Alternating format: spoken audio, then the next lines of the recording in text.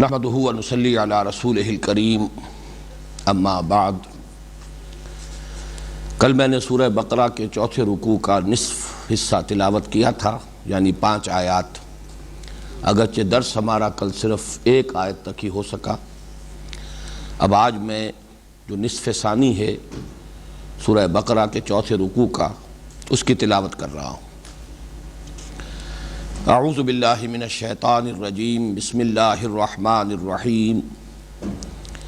وَقُلْنَا يَا آدَمُ اسْكُنْ أَنْتَ وَزَوْجُكَ الْجَنَّةَ وَكُلَا مِنْهَا رَغَدًا حَيْثُ شِئْتُمَا وَلَا تَقْرَبَا هَٰذِهِ الشَّجَرَةَ فَتَكُونَا مِنَ الظَّالِمِينَ فَأَزَلَّهُمَا الشَّيْطَانُ عَنْهَا فَأَخْرَجَهُمَا مِمَّا كَانَا فِيهِ وَقُلْنَا اهْبِطُوا بَعْضُكُمْ لِبَعْضٍ عَدُوٌّ وَلَكُمْ فِي الْأَرْضِ مُسْتَقَرٌّ وَمَتَاعٌ إِلَىٰ حِينٍ فَتَلَقَّىٰ آدَمُ مِن رَّبِّهِ كَلِمَاتٍ فَتَابَ عَلَيْهِ إِنَّهُ هُوَ التَّوَّابُ الرَّحِيمُ قُلْنَا اهْبِطُوا مِنْهَا جَمِيعًا فَإِمَّا يَأْتِيَنَّكُم مِّنِّي هُدًى فَمَن تَبِعَ هُدَايَ فَلَا خَوْفٌ عَلَيْهِمْ وَلَا هُمْ يَحْزَنُونَ والذین کفروا وکذبوا بآیاتنا اولئک اصحاب النار هم فیہا خالدون۔ صدق اللہ العظیم۔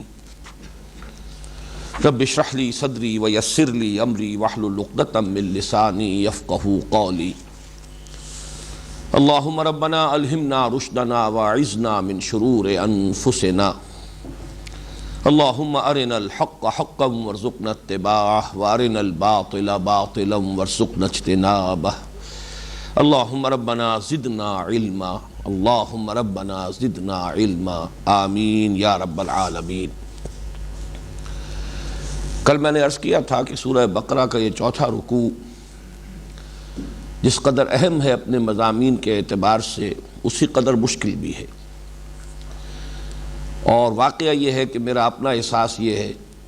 کہ یہ قرآن حکیم کا مشکل ترین مقام ہے۔ ویسے بھی ظاہر بات ہے کہ جو فلسفے کے اہم مسائل ہیں وہ اپنی جگہ پر مشکل، اور ظاہر بات ہے کہ جن بنیادی حقیقتوں پر ان مسائل کا دار و مدار ہے، ان کا ادراک، ان کا شعور، وہ بھی کوئی آسان کام نہیں ہے۔ تو میں یہ چاہتا ہوں کہ آج چند وہ باتیں ذرا دہرا دوں جو میں نے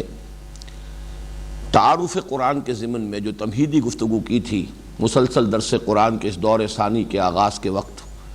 تو اس میں سے 2 نکات پیش نظر رہنے چاہیے۔ نمبر 1 یہ کہ قرآن مجید کی تفہیم یا تشریح یا تفسیر یا تعویل کے ضمن میں میرا اپنا ایک ذوق ہے، اور میں یہ سمجھتا ہوں کہ وہ مدلل ہے، دلیل اور برہان پر قائم ہے، اور وہ یہ ہے کہ جہاں تک تو قرآن حکیم کا وہ حصہ ہے کہ جو اعمال سے بحث کرتا ہے، حلال کیا ہے، حرام کیا ہے، جائز کیا ہے، ناجائز کیا ہے، اوامر کیا ہے، نواہی کیا ہے، جو قرآن حکیم کی عملی تعلیمات ہیں، ان کے ضمن میں یہ ہونا چاہیے کہ ہم پیچھے کی طرف جائیں، اسلاف کی آراء، بلکہ انتہائی پیچھے پہنچ کر، اس لیے کہ اس کے ضمن میں اصل دلیل نبی اکرم صلی اللہ علیہ وسلم کی تعبیرات اور آپ کی جو عملی تشریح ہے، جس طرح آپ نے قرآن مجید کے ان احکام پر عمل کر کے دکھایا، وہ ہے اصل سند، وہ ہے اصل دلیل۔ بمصطفیٰ برسا خیش را کے دی ہماوست، اگر بہو نہ رسیدی تمام بولہ بیست۔ دین نام ہی مصطفیٰ کا ہے صلی اللہ علیہ وسلم، اور بالخصوص جو اس کا عملی حصہ ہے اس میں تو آخری سند، بلکہ کہنا چاہیے اولین سند بھی حضور صلی اللہ علیہ وسلم کا عمل، اور آخری سند بھی حضور صلی اللہ علیہ وسلم کی سنت۔ اب اس کے بعد یہ ہے کہ صحابہ کرام کے آثار ہیں، اقوال ہیں، اور ان کا طرز عمل ہے، پھر اس کے بعد درجہ بدرجہ تابعین، تبع تابعین، پھر ہمارے ائمہ فقہ، انہوں نے ان تمام روایات پر حضور صلی اللہ علیہ وسلم سے جو معصور اقوال ہیں، آپ کی سنت، پھر یہ کہ آثار صحابہ، ان سب کا جائزہ لے کر پھر جو بھی آراء مرتب کی ہیں جنہوں نے مستقل مکاتب فقہ کی صورت اختیار کر لی، تو درجہ بدرجہ یہ چیزیں آئیں گی۔ لیکن یہ کہ ہمارے لیے ضروری ہوگا کہ ہم پیچھے کی طرف دیکھیں،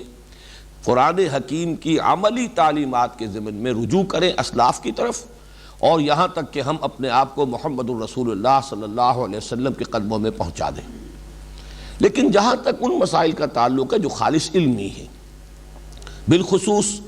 جن سے کہ سائنس کے مختلف شعبے بھی بحث کرتے ہیں، وہ حقائق جو ہیں اس کائنات کے کہ جن کے ضمن میں انسانی علم نے ارتقاء کیا ہے، انسان نے بہت سی معلومات حاصل کی ہیں، سائنس کے ذریعے انکشافات ہوئے ہیں، اکتشافات ہوئے ہیں، پھر وہ فیکٹس بھی ایسے ہیں کہ جو ویریفائی بھی ہو گئے ہیں،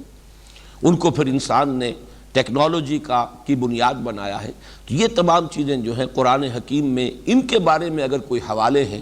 تو ان کے ضمن میں ہمیں آگے کی طرف چلنا ہوگا، اور سائنسی ترقی جو ہوئی ہے، انسانی علم میں جو ارتقاء ہوا ہے، اس کا ساتھ دیتے ہوئے قرآن حکیم کے ان مقامات کو سمجھنا ہوگا۔ اس میں ہمارے لیے اسلاف کا قول جو ہے وہ سند نہیں ہے، اس لیے کہ ان کا تعلق اس دور سے ہے کہ جب کہ یہ جو علم ہے انسان کا وہ ابھی ابتدائی سٹیجز میں تھا، ابھی معلومات کا دائرہ بہت محدود تھا۔ انہوں نے اپنے دور کی جو بھی سطح تھی معلوماتی اور علمی سطح، اس کے مطابق تعبیر کی ہے۔ وہ ہمارے لیے ایک طرح سے ریفرنس تو ہو سکتا ہے کہ ہم اس کو بھی دیکھیں کہ وہ ان کی کیا آراء تھی، لیکن وہ کوئی دلیل یا سند کے درجے میں نہیں۔ یہ تو ایک بنیادی بات تھی جو تفصیلاً میں تعارف قرآن کے ضمن میں عرض کر چکا ہوں۔ دوسری بنیادی بات یہ کہ عالم غیب کے جو حقائق ہیں، اور بالخصوص عالم آخرہ، عالم برزخ، اور بعض چیزیں جو یہاں زیر بحث آ رہی ہیں، وہ بھی معلوم ہوتا ہے کہ اس کی صحیح تعبیرات جو ہے کرنا ہمارے لیے ممکن نہیں ہے۔ تو وہ متشابہات کا دائرہ ہے قرآن حکیم کا، اس کے ضمن میں اجمال پر اکتفا کرنی چاہیے، جو نتیجہ نکلتا ہے وہ حاصل کر لینا چاہیے۔ آمنا بہ کل من عند ربنا، یہ ہمارا ایٹیچیوڈ ہونا چاہیے جو سورہ آل عمران کے آغاز میں بیان کیا گیا۔ والراسخون فی العلم، جن کو رسوخ فی العلم حاصل ہو جاتا ہے، وہ یہ کہتے ہیں آمنا بہ کل من عند ربنا، اور ان کا اصل دار و مدار جو ہے قرآن مجید کے ساتھ ان کا اصل اعتناء اور دلچسپی کا معاملہ وہ ہوتا ہے محکمات کے ساتھ۔ متشابہات جو ہیں ان کی اصل تعویل لا یعلم تعویلہ الا اللہ، اللہ تعالیٰ کے سوا کسی کے علم میں نہیں ہے۔ اس لیے متشابہات کی بھی بہت سی چیزیں جو اس رکوع میں آ رہی ہیں، ان دونوں چیزوں کو ذہن میں رکھیے۔ تو پھر ایک مجھے وضاحت کرنی ہے، کل جو میں نے یہ 3 لیولز جو بیان کیے تھے کہ ایک ہے وہ نور کا ابتدائی دور جو عالم امر کا نور کا دور ہے، اور اس میں ارواح انسانیہ کی تخلیق ہوئی اور ملائکہ کی تخلیق ہوئی، وہ ہے عالم امر کا دور۔ اس کے بعد پھر یہ دو سٹیجز ہیں، یہ تنزلات ہیں۔ پھر نار کا دور ہے، ناری کرے بہت بڑے بڑے وجود میں آئے ہیں، بڑا دھماکہ ہوا ہے، بگ بینگ ہوا ہے، اور یہ بگ بینگ سے در حقیقت یہ دوسرے 2 مراحل متعلق ہے۔ وہ پہلا مرحلہ جو ہے عالم امر کا، اس تک ہماری رسائی قطعاً ممکن ہی نہیں ہے، سائنس کبھی بھی اس کے بارے میں کوئی بات نہیں جان سکے گی، اس لیے کہ وہ اس کے دائرے سے خارج ہے۔ تو اس میں یہ ہے کہ پھر جب یہ کرہ جو ہے کرہ زمین یہ ٹھنڈا ہوا ہے، اس پر کرسٹ وجود میں آیا ہے، اور اس سے پھر جو یہاں پر حیوانات کی تخلیق کا سلسلہ شروع ہوا، جن میں پھر ٹاپ پر ہومو سیپینز ہے، یہ میں کل بیان کر چکا ہوں۔ اس کے ضمن میں صرف ایک وضاحت اور کرنی ہے، اور وہ یہ کہ نور کا جو لفظ میں نے استعمال کیا کہ ملائکہ نوری الاصل ہیں، یا ان کی تخلیق نور سے ہوئی ہے، اس نور کو اس نور پر قیاس نہ کیجئے جو لائٹ ہمارے ہاں اس وقت فزکس کا ایک موضوع ہے۔ یہ لائٹ جو ہے یہ در حقیقت اگرچہ نور کا ہم اس پر اطلاق کر رہے ہیں، لیکن وہ نور جو عالم امر کا ہے اس کے اور اس کے مابین نوعیت کا فرق ہے۔ یہ عالم مادی کی شے ہے۔ اس لائٹ کے لیے بھی چاہے بہت ہی سریع الرفتار یہ شے ہے، بہت تیزی کے ساتھ حرکت کرتی ہے، 1,86,000 میل ایک سیکنڈ میں یہ لائٹ جو ہے حرکت کرتی ہے، ویلوسٹی آف لائٹ اتنی ہے۔ عالم مادی میں اس سے آگے کسی اور رفتار کا ہمیں تاحال علم نہیں ہے، لیکن پھر بھی اس میں وقت کا معاملہ ہے۔ پھر اس نور کے ساتھ نار جو ہے حرارت وہ گویا کہ ملی جلی ہوئی ہے۔ یہ نور سورج سے آ رہا ہے جو ناری کرہ ہے، اور اس کا ٹیمپریچر جیسا کہ میں آپ کو بتا چکا ہوں 1,00,000 ڈگری سینٹی گریڈ اس کا ٹیمپریچر ہے۔ تو یہ نور اور نار جو ہے یہ تو باہم ایک دوسرے سے ملے ہوئے ہیں۔ یہ مادی نور ہے، یہ روشنی جس کا کہ ہم فزکس کے اندر ایک کیٹیگری کی حیثیت سے جس کا ہم مطالعہ کرتے ہیں، وہ نور اور ہے۔ اس کے لیے میں نے بعض مواقع پر جبکہ یہی موضوعات اس سے پہلے درس میں زیر بحث آئے ہیں تو میں نے ایک لفظ استعمال کیا تھا خنک نور۔ وہ کوئی ٹھنڈی روشنی تھی، وہ عالم امر کی شے ہے جس کو ہم نہیں سمجھ سکتے کہ اس کی اصل حقیقت کیا تھی۔ وہ ہے اصل میں مادہ تخلیق ملائکہ کا، اور وہی مادہ تخلیق ہے ارواح انسانیہ کا۔ یہ جو نور ہے جس سے ہم واقف ہیں، یہ در حقیقت بگ بینگ کے بعد وجود میں آیا ہے، اور جیسے کہ آج کل بتایا جا رہا ہے یہ بھی ذرات پر مشتمل ہے، فوٹونز، بہت ہی چھوٹے چھوٹے نہایت مائنیوٹ ذرات پر مشتمل ہے، اور جیسا کہ میں نے عرض کیا ہے اس کے لیے ایک رفتار ہے، اس کو وقت جو ہے اس کے ساتھ ٹائم ایلیمنٹ جو ہے وہ بہرحال لگا ہوا ہے، جبکہ عالم امر کی اشیاء ملائکہ اور ارواح انسانیہ کے لیے وقت سرے سے ایگزسٹ ہی نہیں کرتا، وہ ان کیٹیگریز سے ماورا ہے عالم امر، وہاں تو کن فیکون والی بات ہے، جبکہ عالم خلق میں جو چیز بھی ظہور پذیر ہوتی ہے اس میں ٹائم ایلیمنٹ لازمن ہے۔ آسمانوں اور زمین کی تخلیق 6 دنوں میں ہوئی، اور یہ دن ظاہر بات ہے کل میں عرض کر چکا ملینمز ہیں، یہ کوئی یہ دن نہیں ہے 24 گھنٹے والے دن۔ اسی طرح ایک رحم مادر میں جو بچہ پرورش پاتا ہے 9 مہینے اسے لگتے ہیں، وہ ایک جرثومہ جو ہے وہ باپ کی طرف سے اور ایک سیل ماں کی طرف سے ان کے امتزاج سے انا خلقنا الانسان من نطفۃ امشاج، تو یہ نطفہ امشاج جو ہے پھر 9 ماہ لیتا ہے، تب وہ بچہ وجود میں آتا ہے، اس کی ایک تکمیل ہوتی ہے۔ تو ٹائم ایلیمنٹ عالم خلق کا ایک لازمی فیکٹر ہے، جبکہ عالم امر کا اس سے کوئی تعلق نہیں، عالم امر اس سے ماورا ہے۔ دوسری بات کل جو ہم نے آیت پڑھی تھی اس کے ضمن میں یہ اشتباہ پیدا ہوا، بعد کے سوالات میں بھی آیا کہ ملائکہ نے جو یہ بات کہی کہ پروردگار کیا تو ایسا خلیفہ بنائے گا زمین میں کہ جو خونریزی کرے گا، فساد مچائے گا، جبکہ ہم حاضر ہیں، ہم آپ کے احکام کی تعمیل میں ہر دم سرگرم ہیں، نحن نسبح بحمدک، تیرے شکر کے ساتھ تیرا شکریہ ادا کرتے ہوئے کہ تو نے ہمیں اس خدمت پر مامور کیا ہے، خدمت منت منہ کی خدمت سلطان ہمی کنی، منت شناس ازو کے بخدمت بداشتت۔ تو اس میں ایک اشتباہ سا ہوتا ہے کہ یہ تو گویا کہ فرشتوں کی طرف سے کوئی اعتراض کی شکل ہے، اس پر ہمارے مفسرین نے، اور یہ چیز چونکہ ذہن قبول نہیں کرتا، فرشتوں کا جو مقام ہے، جو قرب انہیں حاصل ہے ذات باری تعالیٰ کے ساتھ، کہ وہ کوئی زبان طعن یا زبان اعتراض بھی کھول سکتے ہیں اللہ کے سامنے، تو اس کی جو تعبیر کی گئی ہے مختلف طریقوں پر، اس میں سے یہ کہ یہ صرف استفہام تھا، سمجھنے کی ایک کوشش۔ آج جب میں غور کر رہا تھا تو قرآن حکیم ہی میں سورہ بقرہ میں آگے جا کر مثال آ جائے گی، جیسے کہ حضرت ابراہیم علیہ السلام کا واقعہ بیان ہوا ہے، انہوں نے اللہ تعالیٰ سے درخواست کی کہ رب ارینی کیف تحیی الموتیٰ، پروردگار ذرا مجھے مشاہدہ کرا کہ تو کیسے زندہ کرے گا مردوں کو۔ اس پر فوری طور پر اللہ تعالیٰ کی طرف سے جو بات آئی، اولم تؤمن، کیا تو ایمان نہیں رکھتا، کیا تجھے یقین نہیں ہے؟ تو فوراً عرض کیا حضرت ابراہیم نے، بلا کیوں نہیں، ولکن لیطمئن قلبی،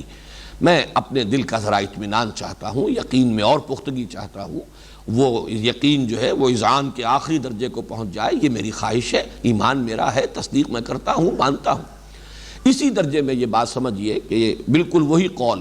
کہ اللہ تعالیٰ کی طرف سے اگر فرشتوں سے بھی یہ کہا جاتا کہ کیا تمہیں اعتماد نہیں ہے، کیا تمہیں یقین نہیں ہے کہ جو کام میں کرنے چلا ہوں وہی درست ہے، تو جواب وہی ہوتا، بلا ولکن لیطمئن قلبی ولکن لتطمئن قلوبنا، اس لیے ہم یہ چاہ رہے ہیں کہ ہمیں اطمینان ہو جائے۔ تو یہ استفہام ہے، اور اس کے ضمن میں مولانا اصلاحی صاحب نے ایک بہت عمدہ تعبیر کی ہے،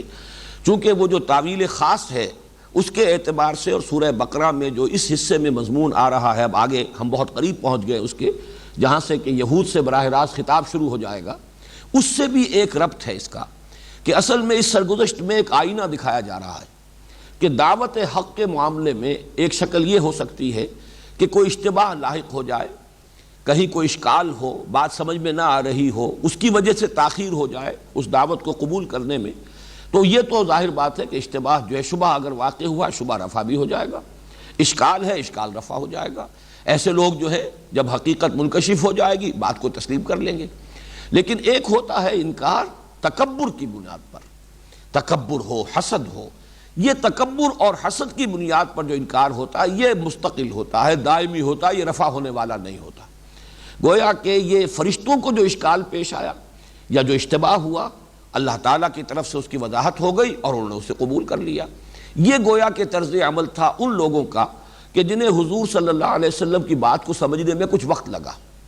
کچھ اشکالات، کچھ شبہات رہے، لیکن جیسے جیسے وہ شبہات رفع ہوتے گئے، اشکالات دور ہوتے گئے، وہ ایمان لاتے چلے گئے۔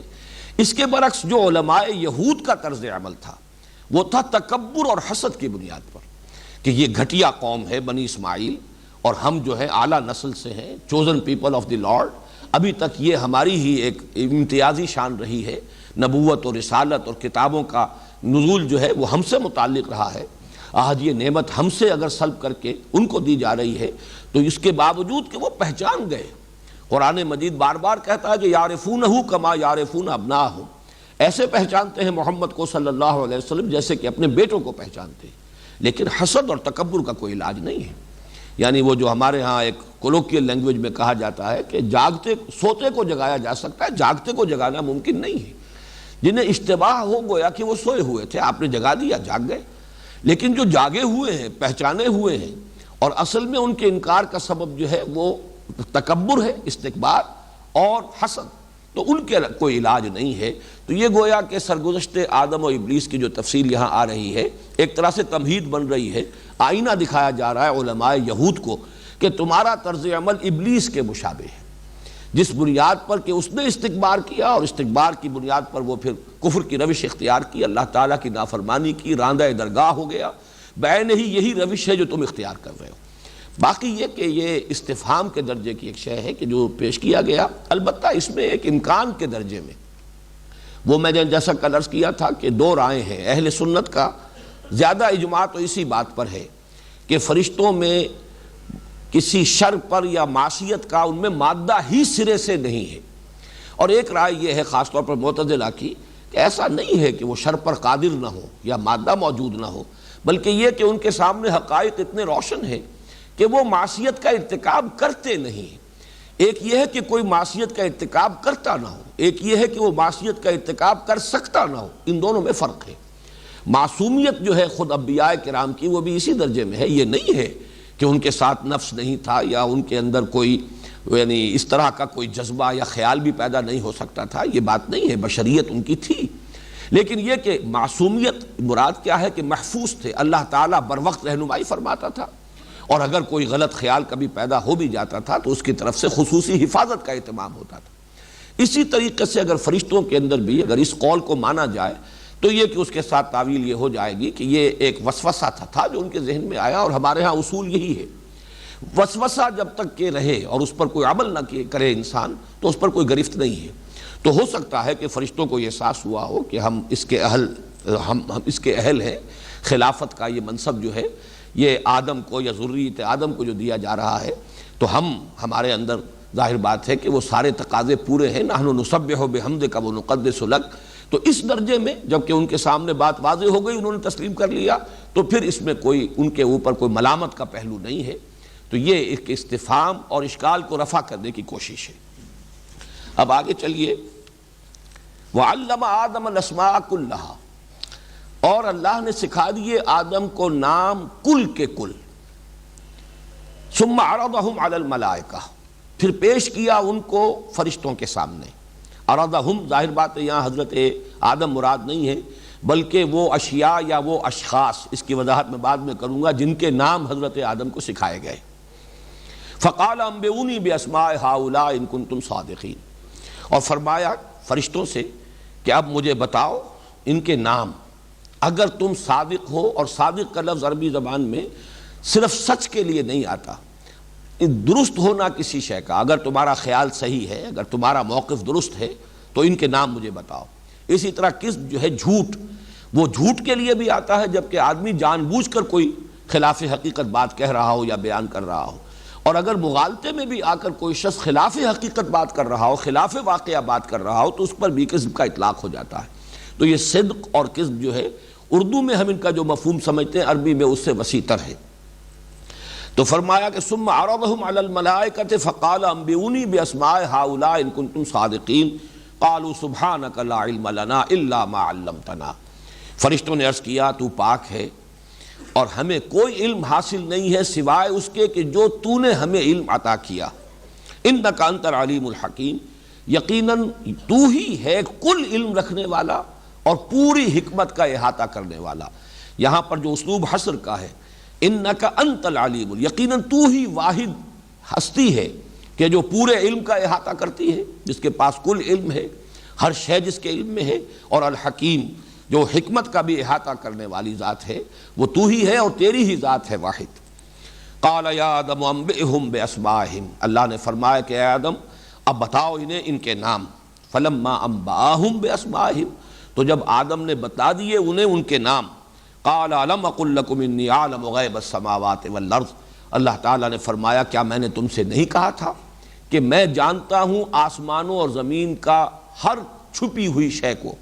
میں جانتا ہوں کل غیب کو آسمانوں کے اور زمین کے. انی اعلم غیب السماوات والارض وعالم ما تبدون وما کنتم تکتمون، اور میں جانتا ہوں جو کچھ کہ تم ظاہر کر رہے تھے اور جو کچھ کہ تم چھپا رہے تھے. اب یہ چند آیات جو ہیں اس میں ایک ہی مضمون آیا ہے تو اس پر بحثیت مجموعی ہم کلام کریں گے. اس میں سب سے پہلا مسئلہ یہ ہے کہ یہ نام کن چیزوں کے تھے. ایک تو سطحی سے سوالات آتے ہیں کہ اگر تو ہم یہ سمجھیں کہ یہ کوئی امتحان لیا گیا ہے فرشتوں کا، تو یہ اصل میں انداز وہ نہیں ہے، بلکہ یہ ہے کہ صرف فرشتوں کے سامنے ڈیمانسٹریشن کرنی ہے، ایک شے کی وضاحت پیش کرنی ہے کہ جس ہستی کو میں خلافت عطا فرما رہا ہوں وہ جہاں اس میں کوئی شر کا پہلو ہے وہاں خیر کا پہلو بھی ہے، یا یہ کہ جہاں میں اس کو یہ اختیار دے رہا ہوں وہاں ساتھ ہی علم دے رہا ہوں، اور یہ علم جو ہے یہ یقیناً بیلنس کرے گا، اس کے اندر جو بھی امکان شر ہے اس کو بیلنس کرے گا اور خلافت کی بنیاد بنے گا. اس میں اصل میں جو سوال پیدا ہوتا ہے وہ یہ ہے کہ یہ نام کس چیز کے تھے. اور جیسا کہ میں عرض کر چکا ہوں شروع میں، مشکلات القرآن میں سے ہے یہ مقام، بلکہ میرے نزدیک تو مشکل ترین مقامات میں سے ہے یہ چوتھا رکوع قرآن مجید کا سورہ بقرہ کا. یہاں پر دو رائے ہیں. اکثر و بیشتر ہمارے مفسرین، متقدمین اور متاخرین تقریباً اس پر ان کا اجماع ہے کہ یہ ہے اشیاء کے نام اور ان کے خواص، صرف نام نہیں بلکہ ان کے خواص، ان کی خاصیتیں، ان کی پراپرٹیز. اس لیے کہ جو انسان کا جو علم ہے انسانی علم، اس لیے کہ علم دو ہے، ایک علم ہے انسانی علم یا جس کو ہم کہیں گے مادی علم، جو انسان حاصل کرتا ہے اپنے حواس کے ذریعے سے اور پھر عقل کے ذریعے سے.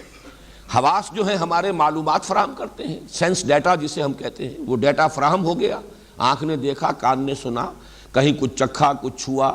کچھ سونگھا، مختلف جو ہمارے ذرائع ہیں اس سے ہم نے کچھ معلومات حاصل کی. ان معلومات کو پھر مرتب کیا، اس سے استدلال، استنباط، اس سے پھر استدلال کرتے ہوئے اور استخراج کرتے ہوئے پھر بہت سی چیزیں جو ہیں مزید معلومات جو پہلے سے غیر معلوم تھیں ان حقیقتوں تک بھی انسان اپنے منطق کے ذریعے سے، غور و فکر کے ذریعے سے، استدلال کے ذریعے سے پہنچ جاتا ہے. یہ انسانی علم ہے. تو انسانی علم، اور جس کو خاص طور پر آج کے اعتبار سے آپ کہیے مادی علم یا سائنسی علم، اس لیے کہ اسی میں پھر اضافہ ہو جاتا ہے فلسفیانہ علم کا بھی، کہ انسان کو جو معلومات حاصل ہوتی ہیں اس پر وہ اپنی علم کی فیکلٹی جو ہے، دماغ کی ریزننگ کی فیکلٹی کو اپلائی کرتا ہے اور کائنات کے کچھ کلی حقائق کے بارے میں بھی رائے قائم کرتا ہے. اسی کو ہم فلسفہ کہتے ہیں. لیکن فلسفے کو ذرا ایک طرف رکھ دیجئے. اس وقت وہ جو بنیادی انسانی علم ہے،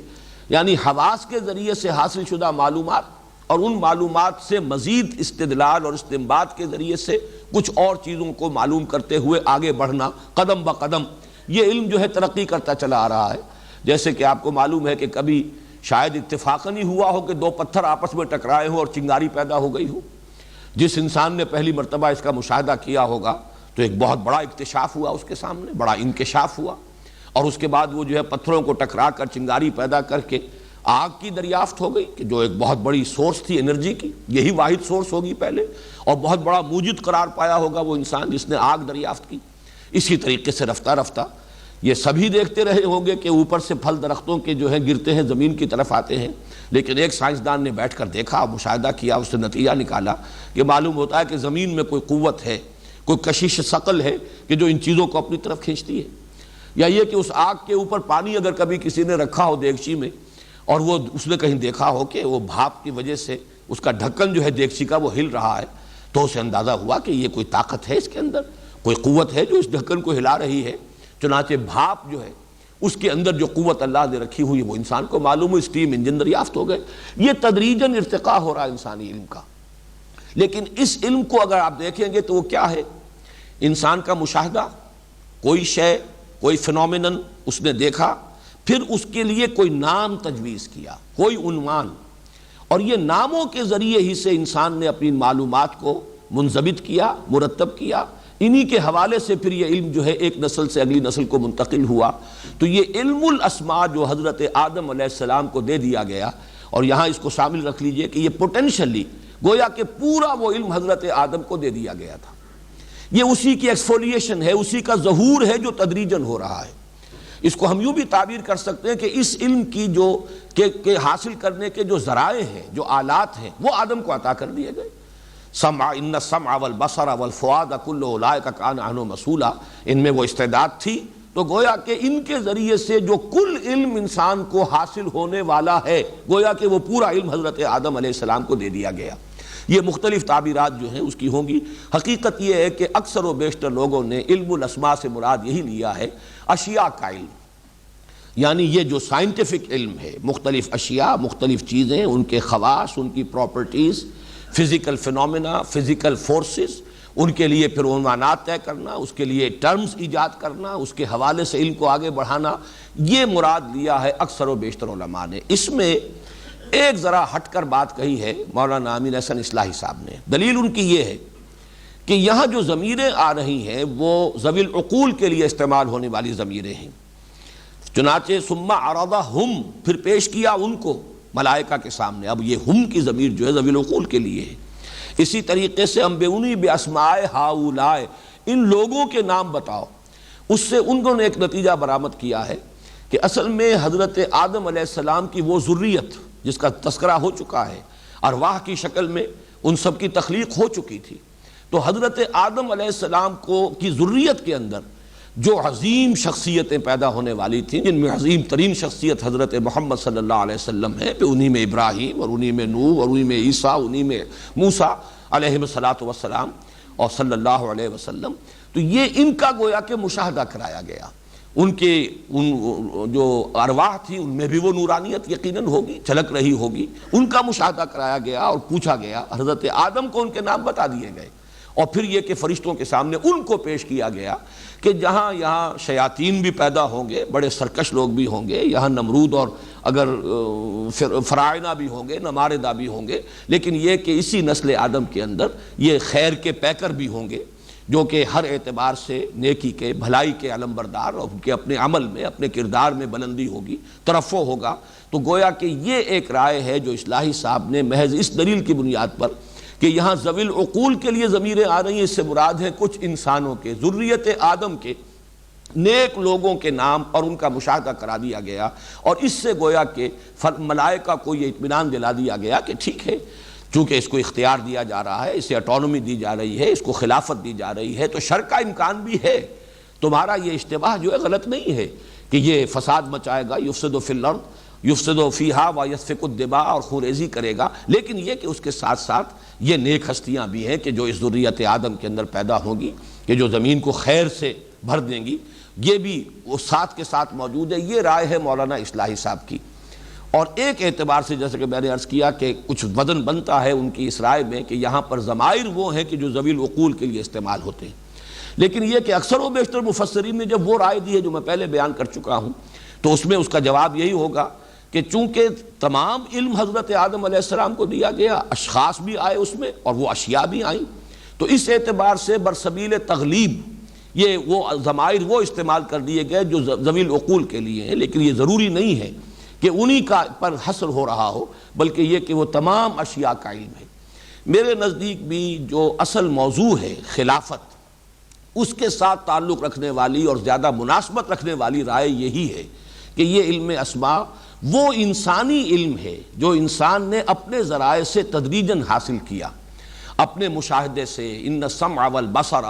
دیکھ کر، سن کر، نتائج کا استنباط کر کے، استدلال کر کے جو معلومات انسان جو ہے حاصل کرتا چلا جا رہا ہے، یہی در حقیقت وہ فیکلٹی ہے انسان کی، یہی اس کی وہ صلاحیت ہے۔ یہ صلاحیت ودیت کر دی گئی، یا یوں کہیے کہ حضرت آدم کو وہ کل علم ودیت کر دیا گیا پوٹینشلی، بالقوہ،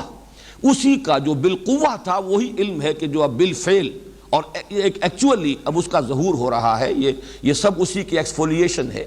جیسے کہ بیج کے اندر پورا درخت موجود ہوتا ہے، آم کی گٹھلی میں پورا درخت ہے، اسی میں سے وہ برآمد ہوتا ہے، اسی طریقے سے حضرت آدم کو گویا کہ یہ پورا کا پورا علم دے دیا گیا۔ یہ خلافت کے ساتھ اس کا تعلق اس اعتبار سے بہت مناسبت رکھنے والا ہے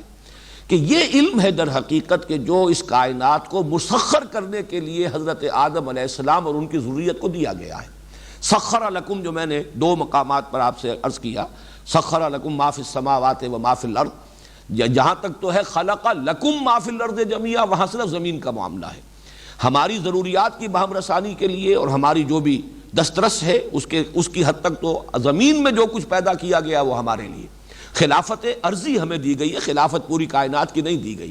البتہ یہ ہے کہ وہ علم کی وہ بنیاد عطا کر دی گئی حضرت آدم علیہ السلام کو پوٹینشلی، اور یوں کہیے کہ ذریت آدم کو پریکٹیکلی، کہ جس کے نتیجے میں وہ تسخیر کر سکے گا کائنات کی. اور یہ تسخیر جو ہے ان قواعد فطریہ اور جو فورسز آف دی نیچر ہیں ان کی دریافت، پھر ان کو اپنے کنٹرول میں لانا، پھر ان سے فائدہ اٹھانا.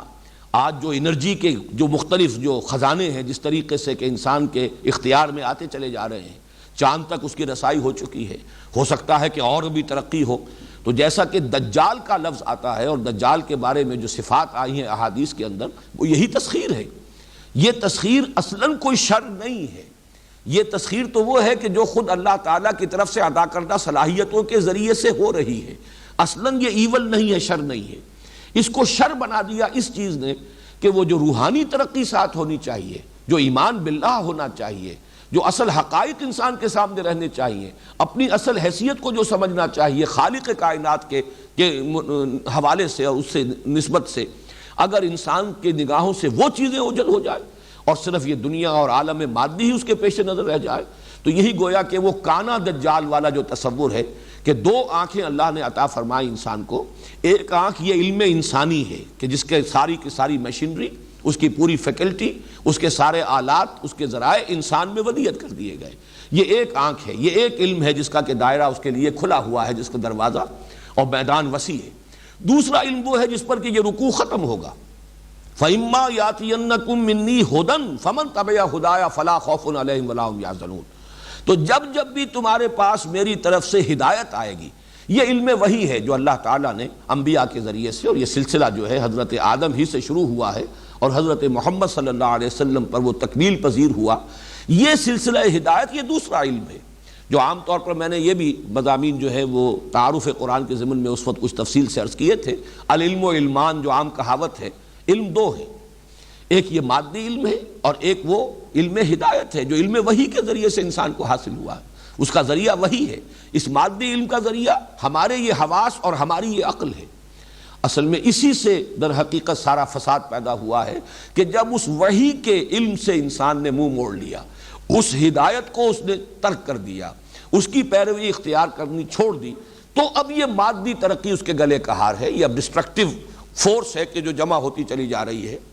جیسا کہ آپ کو معلوم ہے آج کل بڑی تشویش ہے ویسٹ میں کہ یہ یو ایس ایس آر کی جو ڈس انٹیگریشن ہوئی ہے تو 35,000 جو ہیں ایٹمک وار ہیڈز ہیں، اور یہ چھوٹے چھوٹے جو اب مختلف اس کی جمہوریائیں وجود میں آ رہی ہیں ان کے پاس بھی وہ موجود ہیں. اب کس طریقے سے انہیں کنٹرول کیا جائے. ایک خبر تو یہاں تک آئی تھی کہ امریکہ جو ہے اپنی فوجیں اتارنے کے لیے تیار ہے. یہ ترکستانی علاقے کے اندر جو ریاستیں آزاد ہو رہی ہیں کہ ان کو فوری طور پر کنٹرول کیا جائے، ورنہ یہ طاقت جو ہے اگر ان لوگوں کے ہاتھ میں آ گئی. اور جان میجر صاحب آپ نے سنا ہوگا کہ خاص طور پر سیکیورٹی کونسل کا اجلاس بلا رہے ہیں، چونکہ وہ اس وقت پریزیڈنٹ ہیں سیکیورٹی کونسل کے،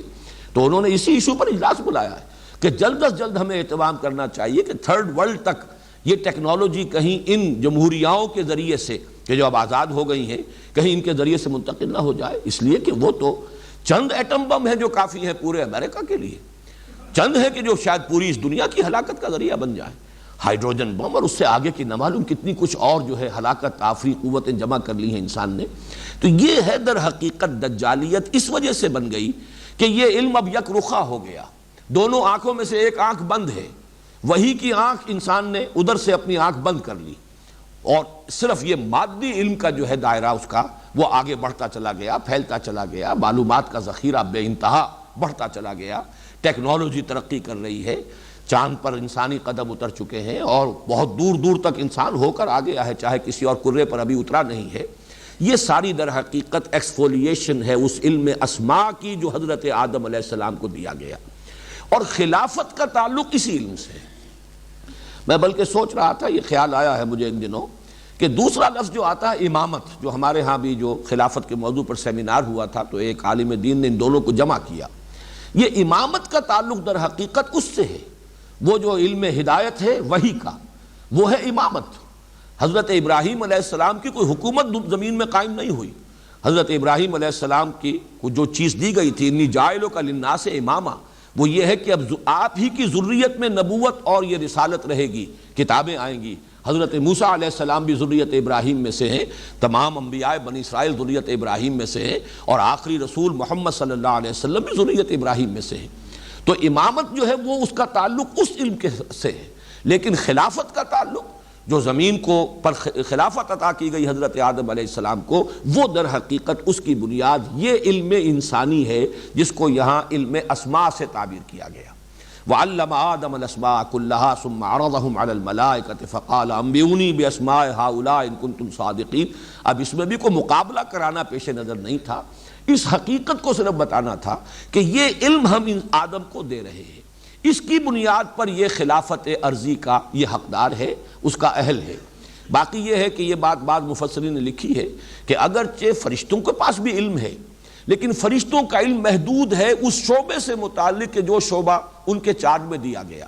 جو جس شعبے سے جس کی خدمات وابستہ ہیں اسی کے بارے میں اس کے پاس معلومات ہیں۔ یہ بحیثیت کل جو علم ہے یہ ہے کہ جو حضرت آدم علیہ السلام کو دیا گیا، اسی لیے علمہ آدم الاسماء کلھا، یہاں پر لفظ کل پر جو زور ہے وہ اسی اعتبار سے کہ حضرت آدم کو عطا کیا جانے والا علم، پھر میں وہ لفظ استعمال کر رہا ہوں جو پوٹینشل علم تھا ابھی، جسے ابھی وقت لگنا تھا کہ جو پوری طریقے سے ظاہر ہو اور اس کا ظہور ہو، لیکن یہ کہ وہ کلیت کا حامل ہے۔ جبکہ فرشتوں کا علم انہوں نے کہا سبحانک لا علم لنا الا ما علمتنا، اللہ اے اللہ تو پاک ہے، ہمیں تو کوئی علم حاصل نہیں ہے سوائے اس کے جو علم تو نے ہمیں دیا ہے۔ ہمارا علم جو ہے وہ ہمارے ہی جو شعبے ہیں جن سے ہماری خدمات متعلق ہیں، جو ذمہ داریاں جس شعبے سے متعلق ہمیں سونپی گئی ہیں، اس سے متعلق جو آپ نے علم ہمیں عطا فرمایا ہے وہ ہمیں حاصل ہے، باقی اس سے زائد ہمارے پاس علم نہیں ہے۔ انک انت العلیم الحکیم، یقیناً کل علم رکھنے والا، یہاں وہ حصر کا اسلوب میں بیان کر چکا ہوں، اشارہ کر چکا ہوں، کل علم تو صرف تیرے ہی پاس ہے، کل حکمت یا وہ پورا استحکام اور پختگی رسوخ، وہ تو کل کا کل جو ہے وہ صرف تیرے پاس ہے۔ العلیم اور الحکیم ذات صرف تیری ہے۔ قال یا آدم انبئہم باسمائہم فلما انباہم باسمائہم قال الم اقل لکم انی اعلم غیب السماوات والارض واعلم ما تبدون وما کنتم تکتمون۔ ترجمہ میں کر چکا ہوں، باقی اس میں کوئی مزید وضاحت کی ضرورت بھی نہیں ہے، اور نہ ہی ہم ایگزیکٹ جو ہے اس کے مفہوم کو معین کرنے کی پوزیشن میں ہیں۔ صرف ایک خیال جو ہوتا ہے کہ کیا تم ظاہر کر رہے تھے اور کیا تم چھپا رہے تھے، تو گویا کہ کوئی شے ایسی بھی تھی، عام جو الفاظ ہیں ان کے سیاق و سباق سے محسوس ہوتا ہے کہ یہ کچھ کلمہ ملامت بنتا ہے، کہ ایک بات تو وہ تھی جو تم نے کہی، اور ایک کچھ اور بھی تھا اس کا پہلو کہ جو تمہارے اندر تھا، تم نے اسے اپنے جی میں رکھا ہے، اسے ظاہر نہیں کیا، اس سے ذہن ادھر ہی جاتا ہے لا محالہ انسان کا کہ انہیں یہ احساس ہوگا کہ ہم اہل ہیں، یہ خدمت ہم سر انجام دے ہی رہے ہیں، نحن نسبح بحمدک نقدس لک۔ تو اس اعتبار سے کوئی ان کے ذہن میں خیال آیا ہے، جس کی کہ یہاں پر اب اللہ تعالیٰ نے صرف اشارہ اس اعتبار سے کر دیا، میرے علم میں یہ بھی ہے جو تم اپنے اندر چھپائے ہوئے تھے، باقی جو کوئی تم نے ظاہر کیا وہ تو ظاہر ہو ہی گیا، البتہ یہ کہ یہ ڈیمانسٹریشن میری طرف سے ہو جانے کے بعد اب تمہارا وہ سارا اشتباہ یا اشکال یا جو بھی اس میں تمہیں کوئی دقت پیش آئی ہے وہ رفع ہو جانی چاہیے۔ میں نے جیسا کہ عرض کیا کہ وہ حضرات جن کی رائے یہ ہے، خاص طور پر معتزلہ، کہ فرشتے بھی اس معنی میں معصوم نہیں ہیں کہ ان کے اندر کوئی یعنی معصیت کا خیال تک بھی نہ آتا ہو، بلکہ یہ کہ وہ معصیت کا ارتکاب نہیں کرتے، نہ کرنا اور بات ہے، نہ کر سکنا اور بات ہے۔ تو اس اعتبار سے اگر کوئی وسوسہ بھی ان کے دلوں کے اندر بھی آیا ہو تو یہ کوئی بعید از قیاس اور بعید از جو ہے خیال بات نہیں ہے، اس کا ایک امکان موجود ہے، اور وسوسے کی بات یہی ہے کہ وسوسے پر گرفت نہیں ہے، اگر دل میں کوئی خیال آئے بھی تو اس پر جب تک کہ انسان اس پر عمل نہ کرے، اس کا اظہار نہ کرے، اس پر گرفت نہیں۔ اسی معنی میں حضرات انبیاء جو ہیں یہ نہیں ہے کہ ان کے اندر بشری تقاضے نہیں تھے، بشری تقاضے تھے، لیکن یہ ہے کہ ان کی معصومیت یہی تھی کہ اللہ تعالیٰ ہر وقت ان کی حفاظت فرماتا تھا، کسی غلطی کا ارتکاب عملاً ان سے نہیں ہو سکتا تھا، خاص طور پر اس کا کوئی امکان نہیں تھا کہ جانب نفس میں کوئی ارتکاب ہو، کبھی اگر ہوا بھی ہے تو وہ یہ ہے کہ خیر ہی کا جذبہ کہیں کسی ایک پہلو سے وہ حد اعتدال سے بڑھ گیا، وہ خیر ہی کا جذبہ ہو سکتا ہے جس پر کہ گرفت بھی آئی ہے، لیکن یہ کہ شر کی طرف یا نفسانیت کی طرف ان کی کوئی توجہ، اللہ تعالیٰ نے ان کے نفوس کو جس طرز کا بنایا تھا وہ اس کے اندر اس کا جذبہ شر کا اس معنی میں پیدا نہیں ہوتا تھا، لیکن اس کے یہ معنی نہیں ہے کہ بشری تقاضے سرے سے نہیں تھے۔ بہرحال اب آگے چلیے، وَإِذْ قُلْنَا لِلْمَلَائِكَةِ اسْجُدُوا لِآدَمَ فَسَجَدُوا إِلَّا إِبْلِيسَ أَبَىٰ وَاسْتَكْبَرَ وَكَانَ مِنَ الْكَافِرِينَ۔ اور یاد کرو جب کہ ہم نے کہا تھا فرشتوں سے کہ جھک جاؤ سجدہ کرو آدم کو،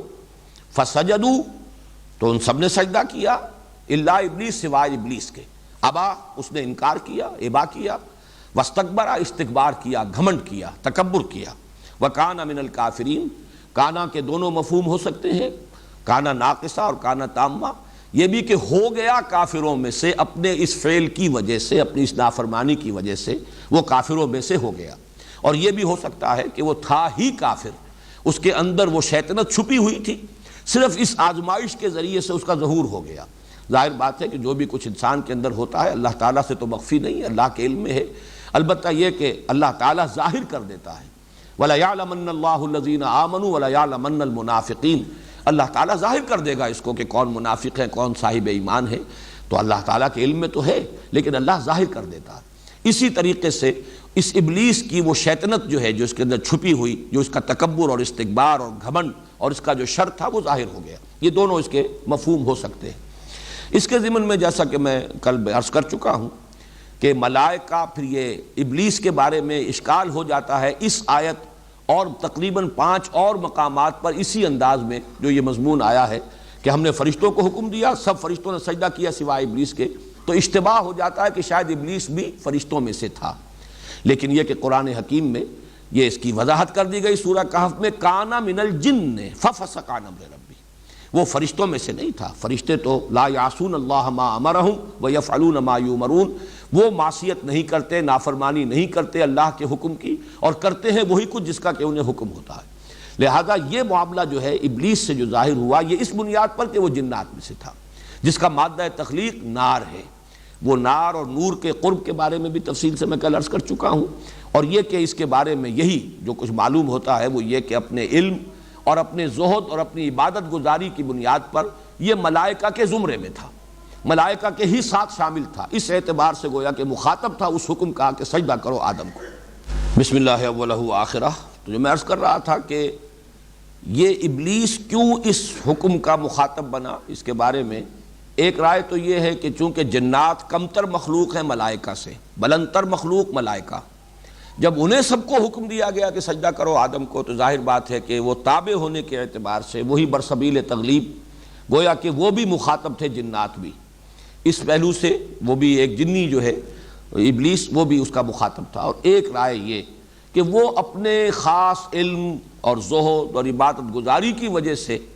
اس درجے قرب رکھتا تھا ملائکہ کے ساتھ کہ گویا کہ ان کے زمرے میں شریک ہو چکا تھا، اسی لیے خاص طور پر وہ شخصاً مخاطب تھا اس حکم کا جو حکم دیا گیا فرشتوں کو۔ بہرحال یہ چیزیں سارے احتمالات ہیں، جیسے کہ میں نے عرض کیا کہ یہ مشکل رکوع ہے قرآن مجید کا، یہ مقام، اس کے بارے میں تعیین بہت مشکل ہے۔ البتہ یہ کہ آدم اور ابلیس کے ناموں کی بنیاد کیا ہے، یہ بات ہے کہ جس پر ذرا غور کر لیجئے آگے بڑھنے سے پہلے۔ آدم کے بارے میں جو سب سے زیادہ کثرت کے ساتھ رائے جو مقبول رائے ہے وہ یہ ہے کہ چونکہ کرسٹ آف دی ارتھ، عدیم الارض، عدیم کہتے ہیں کسی شے کا چھلکا، اوپر کا چھلکا، تو یہ جو کرسٹ آف دی ارتھ ہے یہ اس زمین کا، ہمارے اس پلینٹ کا چھلکا ہے، چونکہ اس سے اس کی پیدائش ہوئی ہے زمین سے، اس لیے آدم کہے گئے کہ عدیم الارض جو ہے اس سے ان کا وہ اس کا مادہ تخلیق ہے۔ باقی ایک یہ بھی کہا گیا ہے کہ ان کا رنگ جو ہے سرخی مائل گندمی رنگ، تو اس کے لیے بھی یہ لفظ عربی زبان میں یہی مادہ مستعمل ہے۔ اور ایک تیسری رائے یہ ہے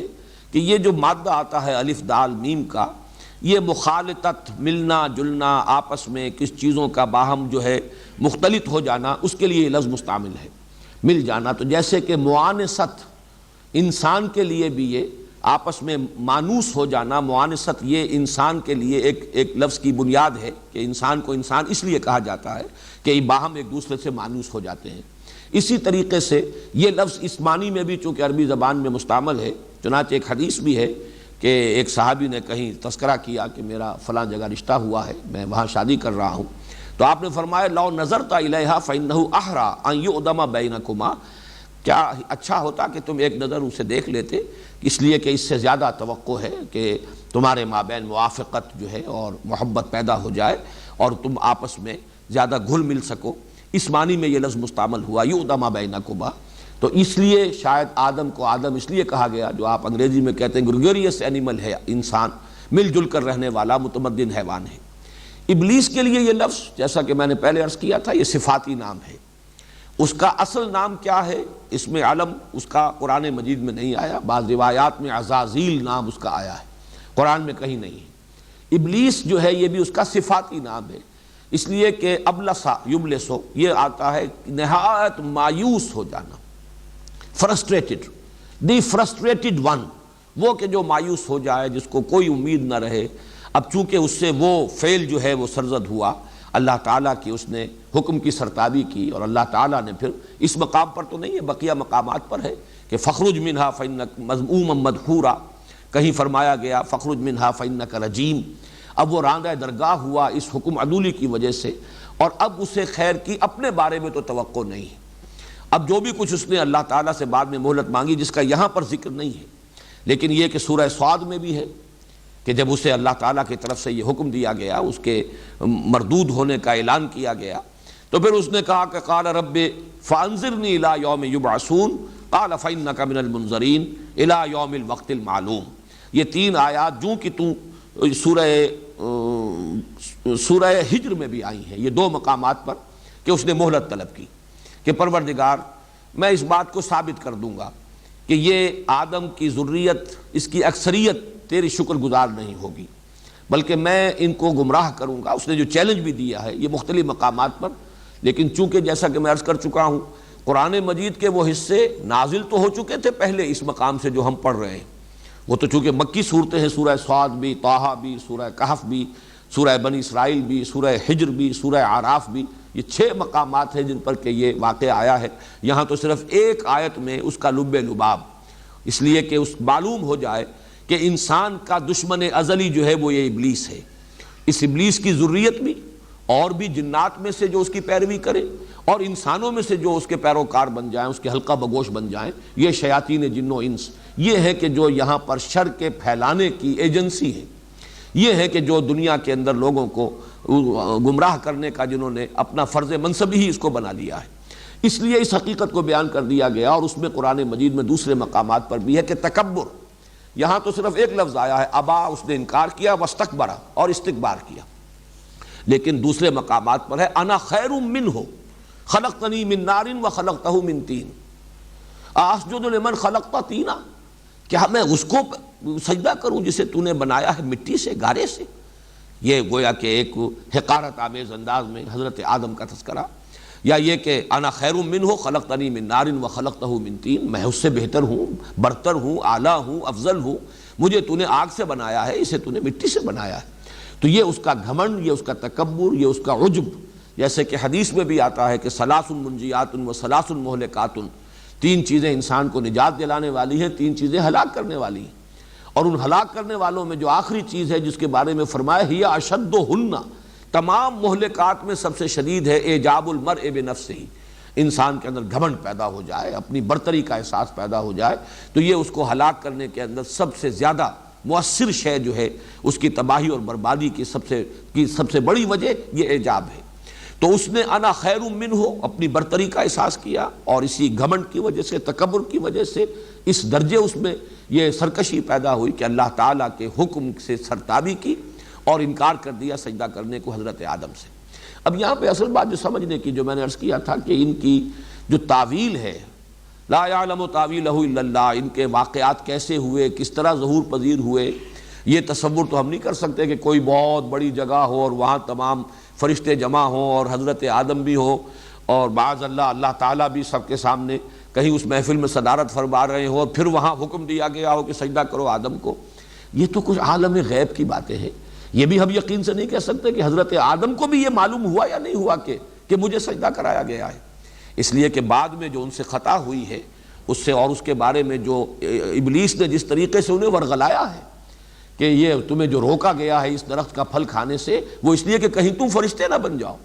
تو تکونا ملکین، کہ کہیں تم فرشتے نہ بن جاؤ. اگر حضرت آدم علیہ السلام کو وہ شعور اس طرح کا ہوتا اور علم کہ یہ فرشتے تو سب میرے سامنے جھکائے گئے ہیں اور مجھے انہوں نے سجدہ کیا ہے، تو معلوم ہوتا ہے کہ پھر اس کا کوئی منطقی بات جو ہے اس میں معلوم نہیں ہوتی کوئی ربط، کہ اس کے باوجود یہ ابلیس انہیں یہ کہہ کر ورغلاتا کہ اللہ نے تمہیں اس لیے روکا اس درخت سے کہ کہیں تم فرشتے نہ بن جاؤ۔ انہیں تو یہ معلوم ہونا چاہیے تھا کہ میں تو افضل ہوں فرشتوں سے، فرشتے تو میرے سامنے سربسجود ہوئے ہیں۔ اس اعتبار سے کوئی دلیل اور وسوسہ اندازی کے لیے کوئی بنیاد جو ہے کہ وہ کہیں تم فرشتے نہ بن جاؤ، یہ وجہ ہے، یہ بات جو ہے معقول نہیں بنتی۔ اس لیے میں عرض کر رہا ہوں کہ یہ کیسے ہوا ہے، حضرت آدم علیہ السلام کو بھی خود یہ علم میں آیا کہ نہیں آیا، لیکن یہ کہ حکم فرشتوں کو دیا گیا اور وہ سب کے سب جھک گئے، انہوں نے سجدہ کیا۔ اس کی اصل کانوٹیشن ہے کیا؟ وہ کانوٹیشن یہ ہے جو خلافت کے ساتھ متعلق ہے، اس کا یہ مفہوم اور مطلب کہ جب اللہ تعالیٰ خلافت عرضی عطا فرما رہا ہے، قوت تسخیر عطا فرما رہا ہے آدم کو اور ان کی ذریت کو، تو یہ جو اللہ تعالیٰ کی اس عالمی اور کائناتی جو سلطنت ہے، اس کے جو کارکن ہے، اس کی جو سول سروس ہے، اگر وہ آدم کا حکم نہ مانے تو ظاہر بات ہے کہ آدم تو ایک قدم یہاں چل نہیں سکتا۔ ہمیں جو ارادے کی آزادی دی گئی ہے، جو چوائس دیا گیا ہے، میں چلنا چاہتا ہوں کسی خیر کے کام کی طرف، تو نہ معلوم کتنی فورسز آف دی نیچر ہیں کہ جو اس راستے کے اندر اس میں متعلق ہیں، اور ان میں سے ہر ایک کے اوپر فرشتے مامور ہیں۔ اگر فرشتے قدم قدم پر میرے لیے رکاوٹ بن جائے، راستہ جو ہے میرا روک دے، تو میں اپنے کسی ارادے کو پایہ تکمیل تک نہیں پہنچا سکتا۔ آدم کو جب خلافت دی گئی اور تسخیر کائنات تک کا امکان اس میں رکھ دیا گیا، تو کل ملائکہ جو ہیں، اسی لیے دو مقامات پر قرآن مجید میں اس قدر زور ہے، فسجد الملائکۃ کلہم اجمعون، تو سجدہ کیا سب فرشتوں نے، الملائکہ میں بھی حصر ہے، پھر یہ کہ کلہم مزید اس کی تاکید، سب کے سب بلا استثناء، اجمعون سب نے مل کر جمع ہو کر ایک ہی دم یکبارگی، غالباً اس کا مفہوم ہوگا۔ تو یہ جو تاکید اتنی ہے اس لیے ہے کہ جب خلافت عطا کی گئی ہے تو اللہ کے حکم سے اب فرشتے گویا کہ مطیع بنا دیے گئے انسان کے، اپنے ارادے سے، اپنے چوائس سے، یہ خیر کی طرف بڑھنا چاہے ٹھیک ہے، راستہ کھلا ہے، جائیے جدھر جانا چاہے۔ اس لیے نہیں کہ آدم ان سے اس اعتبار سے جو ہے وہ جو صحیح یا غلط کام کرنا جو ہے ان کے لیے وہ نتیجہ تو پھر نکلے گا آخرت کے اندر، اللہ تعالیٰ جب حساب لے گا۔ لیکن اس وقت اللہ نے آزادی دی ہے، اور اس وقت اس کے ارادے کی آزادی کے آگے اس کے راستے میں کوئی فرشتہ رکاوٹ نہیں ڈالے گا، کل کائنات مسخر ہے۔ البتہ جب وہ وقت آئے گا، یہی فرشتے ہوں گے کہ جو ہتھکڑیاں لگائیں گے، یہی ہوں گے جو بیڑیاں ڈالیں گے، یہی ہوں گے جو گھسیٹ گھسیٹ کر جہنم میں اوندھے منہ جھونکیں گے لوگوں کو۔ لیکن یہ کہ اس وقت ان کو جو حکم دیا گیا ہے خلافت عرضی عطا کیے جانے کے ناطے، یہ گویا کہ اس کا ایک سمبل، اس کی ایک علامت کہ تمام فرشتے، اس لیے کہ سجدہ در حقیقت ویسے تو ضروری نہیں کہ وہ سجدہ جو ہے پیشانی زمین پر ٹکائیں تو اسی کو سجدہ کہا جائے، ذرا سا جھک جانا یہ بھی سجدہ ہے۔ سجدہ تعظیمی جو ہے اس سے پہلے جائز رہا ہے، شریعت محمدی میں آ کر اسے مطلقاً حرام کیا گیا ہے، ورنہ یہ کہ ذرا جھک کر تعظیم کرنا کسی کی، یہ تمام چیزیں جو ہے یہ سابقہ شریعتوں میں بھی اس کی اس درجے شدت کے ساتھ یعنی بندش نہیں تھی، بلکہ تعظیماً جھکا جا سکتا تھا۔ اسی کو دلیل آج کل بھی بعض لوگ بناتے ہیں کہ سجدہ تعظیمی جو ہے وہ اگر کہیں بزرگوں کو، اولیاء اللہ کو یا ان کی قبروں کو اگر کر لیا جائے تو کوئی حرج نہیں ہے، اور وہ قیاس کرتے ہیں سابقہ چیزوں پر، حالانکہ شریعت محمدی میں سجدہ مطلقاً حرام ہے اللہ کے سوا کسی کو۔ لیکن سجدہ جو بھی ہے در حقیقت وہ علامت ہے تذلل کی، تذلل اور کسی کا مطیع ہو جانا، کسی کا منقاد ہو جانا، کسی کے حکم کے سامنے سر تسلیم خم کر دینا، یہ سر تسلیم خم کر دینا یہ بھی ایک طرح کا سجدہ ہے۔ تو یہ گویا کہ فرشتوں کو اللہ تعالیٰ نے چونکہ خلافت آدم کو عطا کی ہے تو فرشتوں کو ان کا مطیع بنا دیا ہے۔ یہ سجدہ اس اطاعت کی علامت ہے، اس کا سمبل ہے، یہ ہے اس کا اصل حاصل، جو اصل مضمون ہے۔ جیسا کہ میں نے کل عرض کیا تھا کہ اصل مضامین کیا ہے، آدم کا مقام کیا ہے، یہ فلسفے اور حکمت دین کا ایک اہم موضوع ہے۔ وہ خلیفۃ اللہ ہے فی الارض، آدم اور ذریت آدم۔ اس خلافت کی اساس کیا ہے؟ اس خلافت کی اساس، بلکہ میں دیکھ رہا تھا مولانا عبد الباجی دریابادی مرحوم نے مولانا اشرف علی تھانوی رحمۃ اللہ علیہ کا ایک جملہ نقل کیا ہے کہ خلافت کی بنیاد زہد اور طاعت گزاری نہیں ہے، خلافت کی بنیاد علم اور فہم ہے۔ چنانچہ یہ بات جو ہے اسی مقام پر انہوں نے کوٹ کیا ہے کہ خلافت کی بنیاد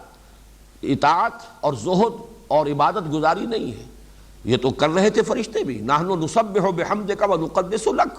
یہ چیزیں تو بتمام و کمال فرشتوں میں موجود تھیں۔ جب یہ ڈیمانسٹریشن کرائی گئی، علم آدم الاسماء کلھا ثم عرضهم علی الملائکۃ فقال انبئونی باسماء ہؤلاء ان کنتم صادقین، تو گویا کہ یہ بات ظاہر کر دی گئی کہ خلافت کی بنیاد علم ہے۔ اور یہاں جو وضاحت میں کر چکا ہوں میرے نزدیک وہ انسانی علم ہے، علم وحی نہیں۔ علم وحی کا سلسلہ جو ہے اس رکوع کے آخر میں آئے گا، فَإِمَّا يَأْتِيَنَّكُم مِّنِّي هُدًى فَمَن تَبِعَ هُدَايَ فَلَا خَوْفٌ عَلَيْهِمْ وَلَا هُمْ يَحْزَنُونَ، اس سے تعلق امامت کا ہے، اس خلافت عرضی کا تعلق جو ہے وہ اس علم سے ہے۔ یہی وجہ ہے کہ دنیا میں ترقی جو ہے اس سے وہ مسئلہ بھی حل ہو جاتا ہے کہ جو قومیں اس میں آگے نکل گئی ہیں، زمین پہ غلبہ انہی کا ہوا ہے، اگرچہ ان کے پاس ایمان نہیں ہے، اگرچہ وہ اللہ کو بھی مانتے ہیں یا نہیں مانتے ہیں تو 100 شرک جو ہے کر رہے ہیں، حضرت مسیح کو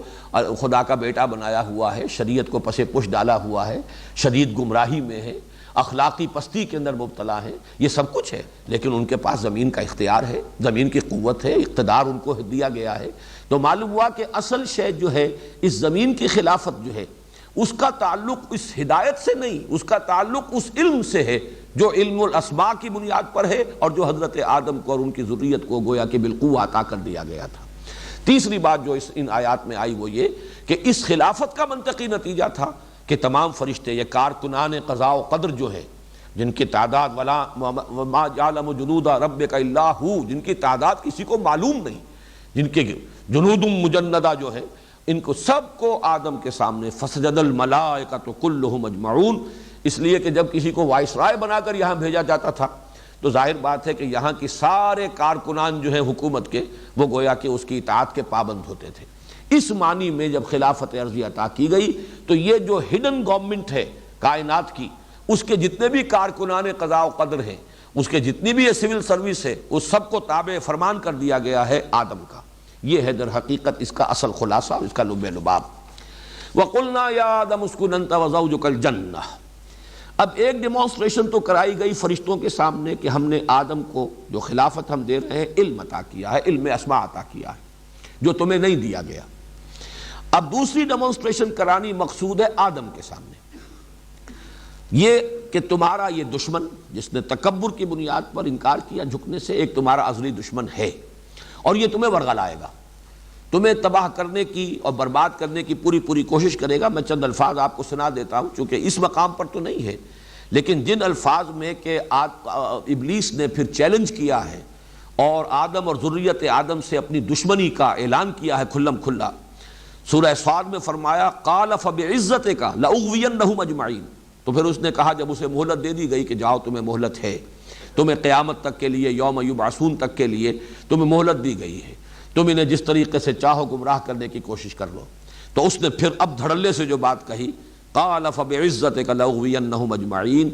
پروردگار اب تیرے عزت اور اقتدار کی قسم میں ان سب کو گمراہ کر کے چھوڑوں گا، الا عبادک منہم المخلصین، سوائے تیرے ان بندوں کے جنہیں تو اپنا خود ہی بنا لے۔ مخلص یہاں پر اس میں مفعول آیا ہے، جنہیں تو اپنے لیے خالص کر لے، یعنی جن پر کوئی خصوصی کرم تیرا ہو، تیری نگاہ کرم ہو جن پر خصوصی، تیری عنایت خصوصی جن کے شامل حال ہو جائے، وہ ان کا معاملہ مستثنیٰ ہوگا، باقی میں ان سب کو اغوا کر کے چھوڑوں گا۔ سورہ بنی اسرائیل میں بھی اس نے یہ جو کہا تھا جب سجدے کا حکم دیا گیا، جو الفاظ اس کے نقل ہوئے، قال ارأیتک ھذا الذی کرمت علی لئن اخرتنی الی یوم القیامۃ لاحتنکن ذریتہ الا قلیلا۔ اس نے کہا کہ پروردگار یہ آدم جس کو تو نے مجھ پر عزت دی ہے، اکرام کیا، جس کا مجھ سے افضل قرار دیا، جس کو سجدہ کرنے کا مجھے حکم دے رہا، اگر تو مجھے قیامت تک کے دن کے لیے مہلت دے دے تو میں ان سب کو ڈھانٹا باندھ دوں گا، سب کو گمراہ کر کے چھوڑوں گا، سب کو گویا کہ نکیل ڈال دوں گا، اور میں ان سب کو جو ہے غلط راستے کے اوپر لے جاؤں گا۔ اسی طرح سورہ ہجر میں ہے قال رب بما اغویتنی، پروردگار یہ جو تو نے مجھے گمراہ کر دیا، یعنی مجھے اتنی کڑی آزمائش میں ڈالا، میرا جو تکبر تھا اس کو جو یہاں پر جو مجروح ہوا، میرا پندار جو مجروح ہوا، اس کے نتیجے میں یہ غلط حرکت کر بیٹھا اور میں نے انکار کیا ہے تیرے حکم کو ماننے سے، تو گویا کہ تو نے مجھے گمراہ کیا۔ رب بما اغویتنی لأزینن لہم فی الارض ولأغوینہم اجمعین الا عبادک منہم المخلصین، وہی الفاظ یہاں بھی آئے۔ تو اب یہ کہ میں ان کے لیے زمین کے اندر جو مختلف چیزیں ہیں ان کو بڑا مزین کر دوں گا، اسی میں یہ مشغول ہو جائیں گے، اسی کی محبت میں گرفتار ہو جائیں گے، مال و اسباب دنیاوی ہی ان کا مقصود و مطلوب ہو جائے گی، اس کے لیے گردنیں ایک دوسرے کی کاٹیں گے اور خون بہائیں گے، وہی ان کا مقصود و مطلوب ہوگا۔ اور یہ کہ یہ میں ان سب کو گمراہ کر کے چھوڑوں گا سوائے تیرے ان بندوں کے جنہیں تو اپنے لیے خالص کر لے۔ سب سے زیادہ تفصیل کے ساتھ یہ الفاظ جو آئے ہیں اس کے چیلنج کے، وہ سورہ اعراف میں ہے۔ قال فبما اغويتني لاقعدن لهم صراطك المستقيم ثم لآتينهم من بين ايديهم ومن خلفهم وعن ايمانهم وعن شمائلهم ولا تجد اكثرهم شاكرين۔ تو اس نے کہا پروردگار جو تو نے مجھے گمراہ کر دیا اور راندہ درگاہ میں اب ہو گیا، میں تو اب ہم تو ڈوبے ہیں صنم، ان کو بھی لے ڈوبیں گے، میں ان کو بھی چھوڑنے والا نہیں ہوں، اور تو نے جو مجھے مہلت دی ہے اب میں تیرے سیدھے راستے پر ان کے لیے گھات میں بیٹھوں گا۔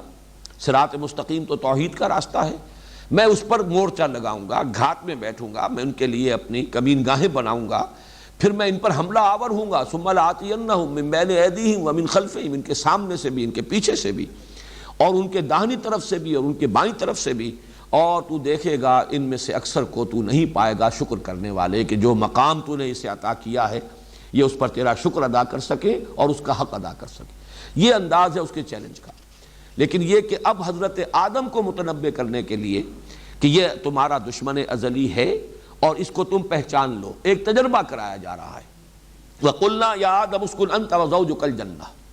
اور ہم نے کہا کہ اے آدم تم اور تمہاری بیوی اب رہو جنت میں۔ یہ جنت کون سی جنت ہے اس میں اختلاف ہے۔ ایک تو ظاہر بات ہے کہ وہ جنت الخلد جو ہے جس میں داخل ہونے کے بعد پھر نکالا نہیں جائے گا کسی کو، یہ گمان غالب یہ ہوتا ہے یہ وہ جنت نہیں۔ البتہ کوئی آزمائشی جنت، کوئی ایسی جگہ کہ جہاں پر کہ عارضی ایک ڈیمانسٹریشن ہی کے لیے حضرت آدم اور حوا کو رکھا گیا ہے۔ اور جیسا کہ میں عرض کر چکا ہوں، بائبل کے جو بھی مرتبین ہیں، جب بھی یہ بائبل جو سفر پیدائش جو ہے، دی بک آف جینیسس جب مرتب ہوئی ہے، تو اب اس میں چونکہ اصل بائبل تو گم ہو گئی تھی تقریباً 7ویں صدی قبل مسیح میں یا 6 صدی قبل مسیح میں اصل بائبل، اصل تورات گم ہو گئی، بعد میں مرتب کی گئی ہے۔ تو اب جو بائبل ہے اس میں جو تصور دیا جا رہا ہے کہ وہ کہ زمین ہی پر کہیں یہ جنت تھی، کسی بلند مقام پر، بلکہ یہ کہ وہ تو لوکیٹ کرتے ہیں اپنے اندازے سے جو اہل علم ہیں، بائبل کے جاننے والے، تورات کے ماہرین، کہ یہ جو علاقہ کردستان کہلاتا ہے، یہ پہاڑی علاقہ، یہیں پر کوئی جگہ تھی جہاں کسی بلند مقام پر بس وہ ساری آسائشیں اور ساری چیزیں، ضرورتیں، ہر طرح کا عیش و آرام جو ہے انسان کو مہیا تھا، اور وہاں تھے در حقیقت حضرت آدم اور حضرت حوا۔ یہ ان کی ایک رائے ہے۔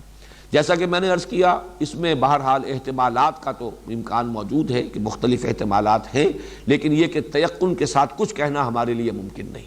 یہاں سے بھی جو نتیجہ اخذ کرنا ہے وہ یہ ہے کہ ایک آزمائشی طور پر، ایک ڈیمانسٹریشن کے لیے کہ معلوم ہو جائے آدم کو کہ یہ میرا دشمن جو ہے ابلیس، یہ کس کس طور سے مجھے ورگلا سکتا ہے،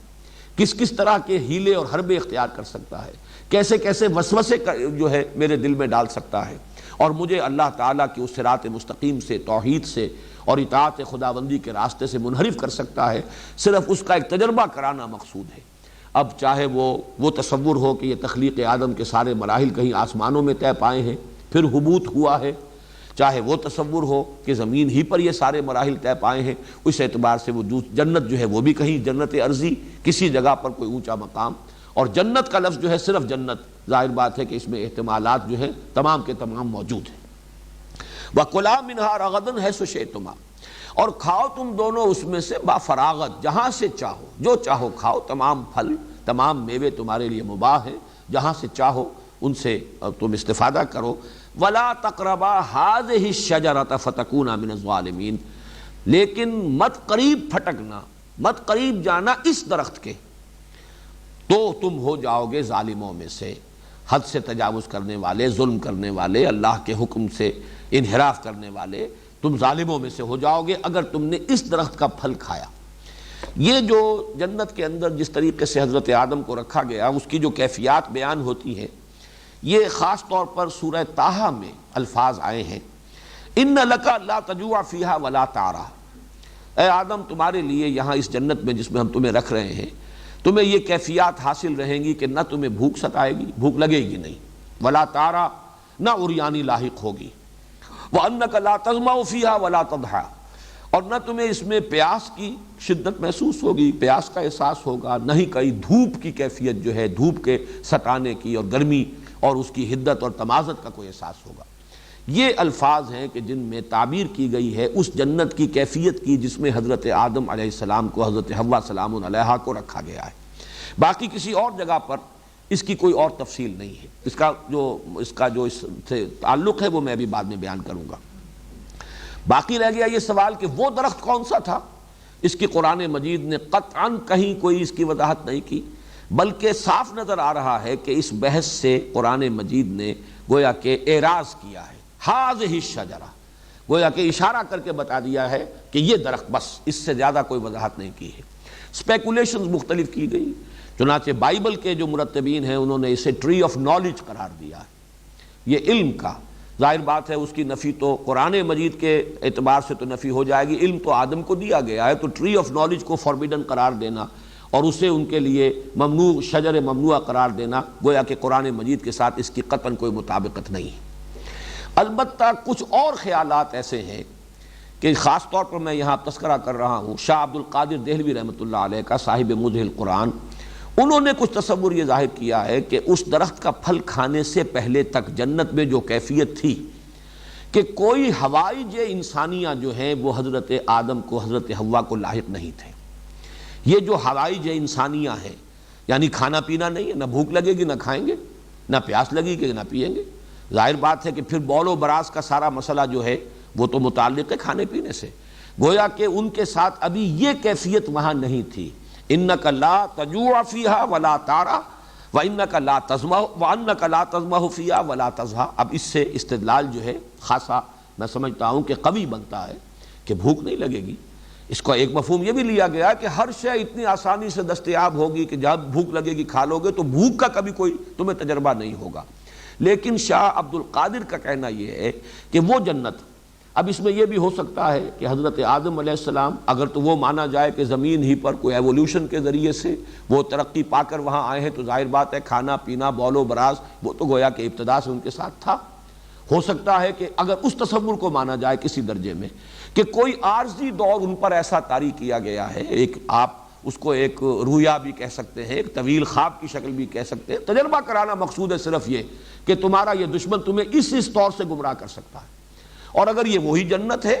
کوئی آسمانی جنت ہے جس پر رکھا گیا ہے، اور اس میں حضرت آدم علیہ السلام اور حضرت حوا کی تخلیق اس طور سے ہوئی ہے کہ وہی بنائے گئے ہیں، اس خاک کے پتلے کو بنا کر اسی طریقے سے اس میں پھونک ماری گئی ہے، جیسا میں کل بیان کر چکا ہوں، وہ چیز بھی قرآن مجید کے بیان سے مطابقت رکھتی ہے، اور وہ اگر مفہوم سامنے رکھا جائے تو وہ بھی فٹ ہوتا ہے قرآن کے بیان میں۔ تو پھر یہ کہا جا سکتا ہے کہ جو شاہ عبد القادر کہہ رہے ہیں کہ اس وقت ابتدائی کوئی کیفیت ایسی ہو کہ ابھی حوائج ضروریہ، کھانا پینا، بول و براز، اسی طرح کوئی بھی شہوت کا جذبہ، کوئی جنسی کوئی عمل جو ہے وہ ابھی ان کے علم میں نہیں تھا، ان کے شعور میں نہیں تھا، لیکن یہ کہ اس درخت کا پھل کھانے کا نتیجہ یہ نکلا۔ اسی لیے علامہ اقبال نے بھی اپنے لیکچرز میں تعبیر کیا ہے یہ استعاراتی انداز میں کہ شاید یہ پہلا سیکشول ایکٹ تھا جس کو کہ وہ درخت سے تعبیر کیا گیا ہے، اس لیے کہ شیطان نے جو اغوا کیا تھا وہ یہ بھی تھا کہ کہیں تم ہمیشہ رہنے والے نہ بن جاؤ، اور یہی در حقیقت تناسل جو ہے انسان کا، توالد و تناسل، یہی ہے جو اس کے خلود کا ایک سبب بنتا ہے کہ نسل انسانی کو ایک دوام حاصل ہو رہا ہے اسی تناسل اور توالد کے ذریعے سے۔ بہرحال یہ مختلف آراء، مختلف خیالات ہیں، لیکن یہ کہ جو اصل لب لباب ہے وہ یہ ہے کہ صرف ایک آزمائشی اور ڈیمانسٹریشن کے لیے کہ متنبع کر دیا جائے کہ یہ تمہارا دشمن ہے جس سے تمہیں خبردار رہنا ہے، انہیں تجربہ کرایا گیا ہے۔ یہ تجربہ کہاں ہوا، اس تجربے کی تفصیلات کیا ہیں، زمین پر ہوا، آسمان پر ہوا، اور پھر یہ کہ وہ کس کیفیت میں حضرت آدم اور حضرت حوا تھے، جیسے کہ ایک رائے میں شاہ عبد القادر کے حوالے سے بیان کر رہا ہوں۔ یہ سب جو ہے یہ ہمارا ایک تصور، تخیل ہو سکتا ہے، کوئی اس کے لیے مرفوع روایات موجود نہیں ہیں، کوئی اس کے بارے میں تفصیلی چیزیں خود قرآن مجید کے دوسرے مقامات سے بھی ہمیں معلوم نہیں ہوتی۔ البتہ یہ کہ ایک درخت معین کر دیا گیا کہ اس میں جنت میں سے جہاں سے جو چاہو کھاؤ سوائے اس درخت کے، وَلَا تَقْرَبَا هَٰذِهِ الشَّجَرَةَ فَتَكُونَا مِنَ الظَّالِمِينَ، تو تم ہو جاؤ گے ظالموں میں سے۔ فَأَزَلَّهُمَا الشَّيْطَانُ عَنْهَا، تو پھسلا دیا، زلہ پھسل جانا، ازلہ اذلال باب افعال سے پھسلا دیا، فَأَزَلَّهُمَا الشَّيْطَانُ عَنْهَا، شیطان نے ان دونوں کو، آدم اور حوا کو پھسلا دیا اس سے، فَأَخْرَجَهُمَا مِمَّا كَانَا فِيهِ، تو نکال دیا ان دونوں کے اس میں سے جس میں کہ وہ تھے۔ یہ الفاظ بھی بڑے ایسے مبہم رکھے گئے، مما کانا فی، جس میں وہ تھے۔ اس سے مراد ابھی وہ جنت نہیں ہے، بلکہ اس جنت کی جو کیفیت ہے اس کی طرف اشارہ کیا جا رہا ہے۔ یہ انداز قرآن مجید وہی استعمال کرتا ہے جہاں کے تفاصیل یا تو فہم انسانی کی گرفت سے ماورا ہوں، جیسے کہ جو معراج کا تذکرہ آیا ہے کہ جب کہ ڈھانپے ہوئے تھا اس بیری کے درخت کو، اذ یغشی السدرۃ ما یغشی، جب کہ ڈھانپے ہوئے تھا اس بیری کو جو ڈھانپے ہوئے تھا۔ اب وہ کیا تھا یہ تمہارے فہم سے ماورا ہے، لہذا اس کی کوئی تفصیل یہاں نہیں دی جا رہی، بس ڈھانپے ہوئے تھا جو ڈھانپے ہوئے تھا۔ لقد رأى من آیات ربہ الکبریٰ، اس وقت نبی نے صلی اللہ علیہ وسلم اپنے رب کی عظیم آیات کا مشاہدہ کیا۔ لیکن یہ انداز بھی یہاں پر ہے، اخرجہما مما کانا فیہ، انہیں نکلوا دیا ان دونوں کو اس کیفیت میں سے، اس حالت میں سے جس میں وہ تھے۔ اب اس کی تعبیر جو ہے اگر سورہ طٰہٰ کے اس مقام کے حوالے سے کی جائے تو وہ بات شاہ عبد القادر صاحب کی جو ہے اس کے ساتھ جو ہے مربوط ہو جائے گی، اور وہ یہ کہ انہیں اب بھوک لگنی شروع ہوئی جو کہ پہلے نہیں تھی، یا کوئی مشقت کا مسئلہ تھا کہ جو پہلے نہیں تھا، اب وہ دھوپ نے بھی ستایا کہ جو پہلے کیفیت نہیں تھی، اور بول و براز کا معاملہ بھی شروع ہوا کہ جو پہلے نہیں تھا، اسی طریقے سے جنسی عمل اور سیکشول انٹرکورس کا معاملہ کہ جو اس سے پہلے نہیں ہوگا وہ شروع ہوا۔ اس اعتبار سے وہ تمام کیفیات مولانا اصلاحی صاحب یہاں بڑی خوبصورتی سے نکل گئے ہیں، اس لیے کہ قرآن مجید کے دو مقامات پر یہ آتا ہے کہ اس درخت کا پھل کھانے کا جو نتیجہ نکلا وہ یہ تھا، فَبَدَتْ لَهُمَا سَوْآتُهُمَا وَطَفِقَا يَخْصِفَانِ عَلَيْهِمَا مِنْ وَرَقِ الْجَنَّةِ، ظاہر ہو گئے ان کے لیے ان کی شرمگاہیں یا ان کے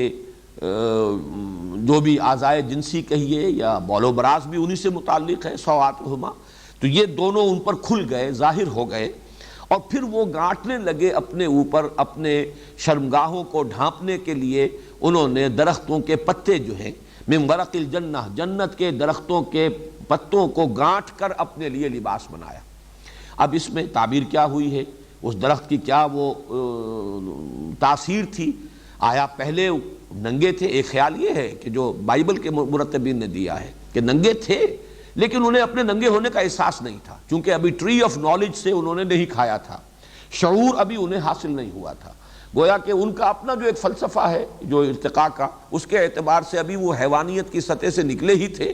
ابھی ان کے اندر کوئی اپنے سطر کا اور اس کے بارے میں کوئی شرم کا احساس جو ہے پیدا نہیں ہوا تھا۔ اس وجہ سے جیسے ہی وہ کھایا انہوں نے تو ان کو احساس ہوا، شعور پیدا ہو گیا اپنے سطر کا اور اپنی شرمگاہوں کا انہیں احساس ہوا، تو انہوں نے پھر پتے جو ہیں ان کو گانٹ کر اور اپنے لیے لباس اور سطر کا بندوبست کرنا شروع کیا۔ قرآن کے الفاظ میں یہ فَبَدَتْ لَهُمَا سَوْآتُهُمَا، ظاہر ہو گئے، کھل گئے ان پر، منکشف ہو گئے ان پر ان کی شرمگاہیں، فَطَفِقَا يَخْصِفَانِ عَلَيْهِمَا مِنْ وَرَقِ الْجَنَّةِ، اب وہ بلکہ بائبل کے مرتبین نے تو فگ ٹری کہا ہے اسے، اور چونکہ وہ علاقہ جس میں کہ ان کا یہ خیال ہے کہ یہ آزمائشی جنت تھی جہاں پہ کہ حضرت آدم اور حضرت حوا تھے، اس کے بارے میں یہ کہ اس علاقے میں یہ انجیر کے درخت بہت ہیں، وَالتِّینِ وَالزَّیتُون، تین جو ہے تو تین وہ علاقہ جو ہے جبل تین اسی علاقے میں ہے، حضرت نوح علیہ السلام کا مسکن، ان کی قوم کا مسکن، اور جو وہ وہاں پر جو سیلاب آیا وہ بھی ان کے جو محققین ہیں ان کے نزدیک وہی علاقہ ہے، نسل آدم کا آغاز وہیں سے ہوا ہے، تو وہ ان کے اپنے نظریات ہیں۔ لیکن یہ کہ وہ درخت کون سا تھا، یہاں ورق الجنہ کہا گیا ہے، اس باغ کے درختوں سے انہوں نے اپنے لیے لباس ان کو گانٹ کر آپس میں اور اپنے لیے اپنے شرمگاہوں کو، اپنے سطر کو چھپانے کی کوشش کی۔ یہ اس مقام پر نہیں ہے، یہاں مختصر ہے فَأَخْرَجَهُمَا مِمَّا كَانَا فِيهِ۔ مولانا اصلاحی کا میں تذکرہ کر رہا تھا کہ انہوں نے ایک لفظ بڑا لطیف سا استعمال کیا ہے اور یہاں سے گزر گئے عافیت کے ساتھ، کہ کوئی حلۂ جنت تھا کہ جو ان سے سلب کر دیا گیا، اور پھر وہ چونکہ انہوں نے اللہ تعالیٰ کے حکم کی نافرمانی کی تھی، تو جو جنتی لباس جسے ہم نہیں سمجھ سکتے کہ وہ لباس کی حقیقت کیا تھی، وہ لباس کس نوعیت کا تھا جو ان کو عطا ہوا تھا، وہ ان سے لے لیا گیا، اور وہ یہ کہ ان پر اپنی شرمگاہیں کھل گئیں اور ان کو اپنی عریانی کا احساس ہوا۔ فَأَزَلَّهُمَا الشَّيْطَانُ عَنْهَا فَأَخْرَجَهُمَا مِمَّا كَانَا فِيهِ۔ یہ جو أَزَلَّهُمَا ہے، اس کے لیے بھی میں آپ کو وہ حوالے دوسرے مقامات سے دے دیتا ہوں کہ وہ جو حضرت آدم کو حضرت حوا کو جو پھسلایا بہلایا یا ورغلایا، اس کے لیے سورہ طٰہٰ میں الفاظ آئے ہیں فوسوس الیہ الشیطان قال یا آدم هل ادلک علی شجرۃ الخلد وملک لا یبلی، تو وسوسہ اندازی کی آدم کے اندر شیطان نے۔ اب یہ لفظ نوٹ کرنے کے قابل ہے کہ یہ مکالمہ روح در روح ہو رہا ہے یا یہ کہ وسوسہ ہے، تو اس میں لفظ وسوسہ استعمال کیا گیا۔ معلوم ہوتا ہے کہ یہ اس طریقے سے جیسے میں اور آپ بات کر رہے ہوں اور ہم ایک دوسرے سے کی گفتگو سن رہے ہوں بالمشافہ، وہ نہیں ہے وسوسہ۔ فوسوس الیہ الشیطان، اور کہا یہ کہ یا آدم هل ادلک علی شجرۃ الخلد وملک لا یبلی، اے آدم کیا میں بتاؤں تجھے وہ درخت کہ جو خلد والا درخت ہے، ہمیشگی کا درخت ہے، اور ایسی حکومت عطا کرنے والا درخت ہے کہ جو کبھی بھی جس پر باسی پن طاری نہیں ہوگا، وہ حکومت، وہ شہنشاہی ہمیشہ تر و تازہ رہے گی۔ اور دوسری جگہ پر آیا سورہ اعراف میں وَقَالَ مَا نَهَاكُمَا رَبُّكُمَا عَنْ هَٰذِهِ الشَّجَرَةِ إِلَّا أَن تَكُونَا مَلَكَيْنِ أَوْ تَكُونَا مِنَ الْخَالِدِينَ، اس نے کہا ان سے آدم اور حوا سے کہ نہیں منع کیا ہے تمہیں اس درخت سے تمہارے رب نے مگر اس وجہ سے کہ کہیں تم نہ ہو جاؤ فرشتے، کہیں فرشتے نہ بن جاؤ، اور یہ کہ کہیں تم ہو جاؤ ہمیشہ رہنے والے، تمہیں خلد حاصل ہو جائے، دوام حاصل ہو جائے، بقائے دوام جو ہے وہ تمہیں حاصل ہو جائے۔ تو یہ وسوسہ اندازی ہے کہ جو شیطان نے کی ہے حضرت آدم اور حضرت حوا کو، جس کو جو کہا گیا ہے فَدَلَّاهُمَا بِغُرُورٍ، دھوکہ دے کر انہیں گویا کہ اس اللہ تعالیٰ کے حکم عدولی جو ہے اس پر آمادہ کر لیا گیا۔ فَأَزَلَّهُمَا الشَّيْطَانُ عَنْهَا فَأَخْرَجَهُمَا مِمَّا كَانَا فِيهِ وَقُلْنَا اهْبِطُوا بَعْضُكُمْ لِبَعْضٍ عَدُوٌّ، اور ہم نے کہا، فیصلہ سنا دیا، اتر جاؤ تم میں سے بعض کے دشمن ہیں، وَفِي الْأَرْضِ مُسْتَقَرٌّ وَلَكُمْ فِي الْأَرْضِ مُسْتَقَرٌّ وَمَتَاعٌ إِلَىٰ حِينٍ، اور اب زمین میں تمہارے لیے ہے مستقر، جائے قرار، اور برتنے کی چیزیں ہیں، ساز و سامان ہے، اس زندگی کے لیے جو ضروریات ہیں وہ ہم نے ودیعت کر دی ہے اس زمین میں، متاع الی حین، ایک خاص وقت تک کے لیے، ایک مدت تک کے لیے۔ یہاں پر جو لفظ حبوط آیا ہے، اب اس سے چونکہ حبطہ کے معنی ہوتے ہیں اترنا، کہیں کسی بلندی سے نیچے اترنا، تو یہاں اہبطوا آیا، اور اس سے یقیناً اس نظریے کو بہت تقویت حاصل ہوتی ہے کہ یہ جو ساری تخلیق آدم کا یہ پورا مرحلہ ہے، یہ پورا سلسلہ جو اب تک بیان ہوا ہے، یہ کہیں آسمانوں ہی میں ہوا ہے، کسی بلند مقام پر ہوا ہے، اور اس کے بعد انہیں حضرت آدم کو زمین پر اتارا گیا، حکم دیا جا رہا ہے اترو اب زمین پر۔ اہبطوا بعضکم لبعض عدو،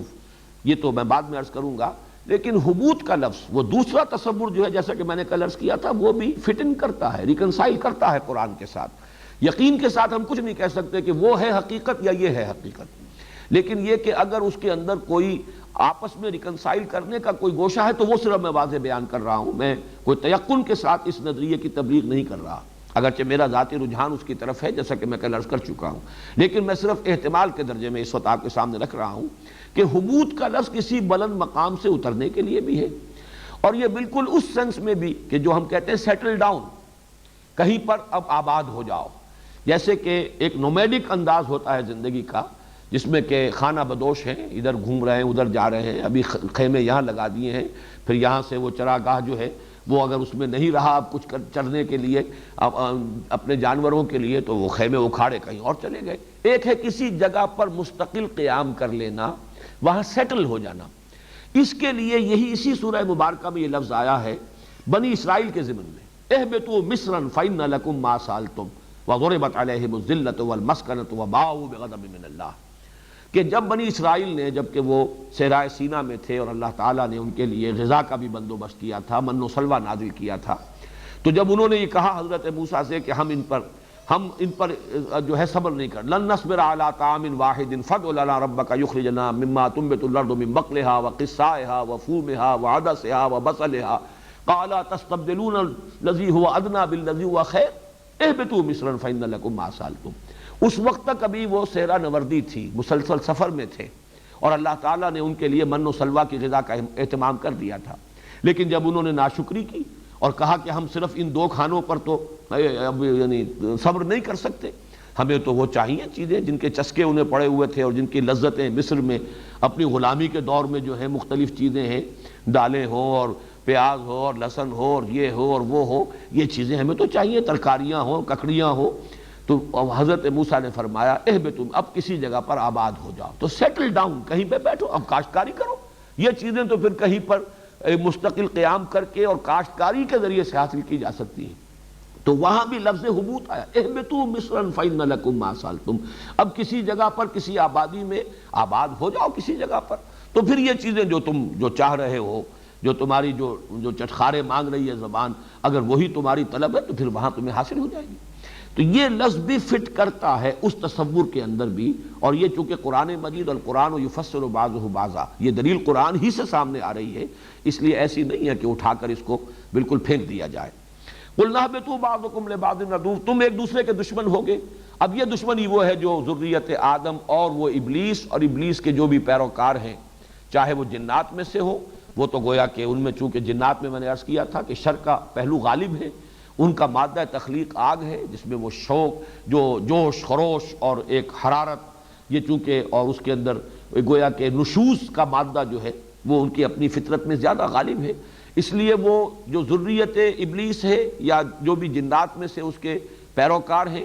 وہ سب کے سب، اور ابلیس وہ شخص ابلیس، وہ معین ابلیس، وہ عزازیل جس نے کہ قیامت تک کے لیے مہلت مانگی تھی اور اسے مہلت دی گئی، قرآن مجید میں متعدد مقامات پر آیا کہ تجھے یہ مہلت دی جا رہی ہے، تمہاری یہ درخواست قبول کی گئی، گرانٹڈ،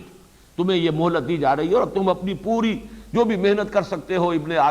ذریت آدم کو گمراہ کرنے کی کر لو، تمہیں کھلی چھوٹ دی جا رہی ہے۔ لیکن ایک بات ہے جو سورہ بنی اسرائیل میں اور دوسرے مقامات پر بھی واضح کر دی گئی، ان عبادی لیس علیک علیہم سلطان، لیس لک علیہم سلطان، میرے بندوں پر تجھے کوئی اختیار حاصل نہیں ہوگا۔ ٹھیک ہے، تم اس کے لیے جو بھی مزین کرو، برائی کو خوشنما کر کے پیش کرو، وسوسہ اندازی کرو، جس طرح چاہو ورغلاؤ، لیکن کوئی اختیار تمہیں حاصل نہیں ہوگا، الا من اتبعک من الغاوین، سوائے ان کے کہ جو خود تیری پیروی کریں،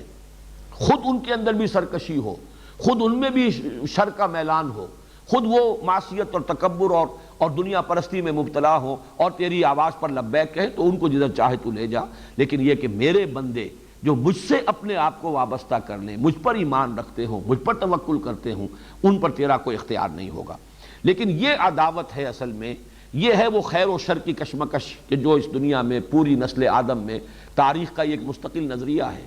کہ یہ خیر اور شر کی ایک کشاکش ہے کہ جس کی یہ پوری داستان ہے۔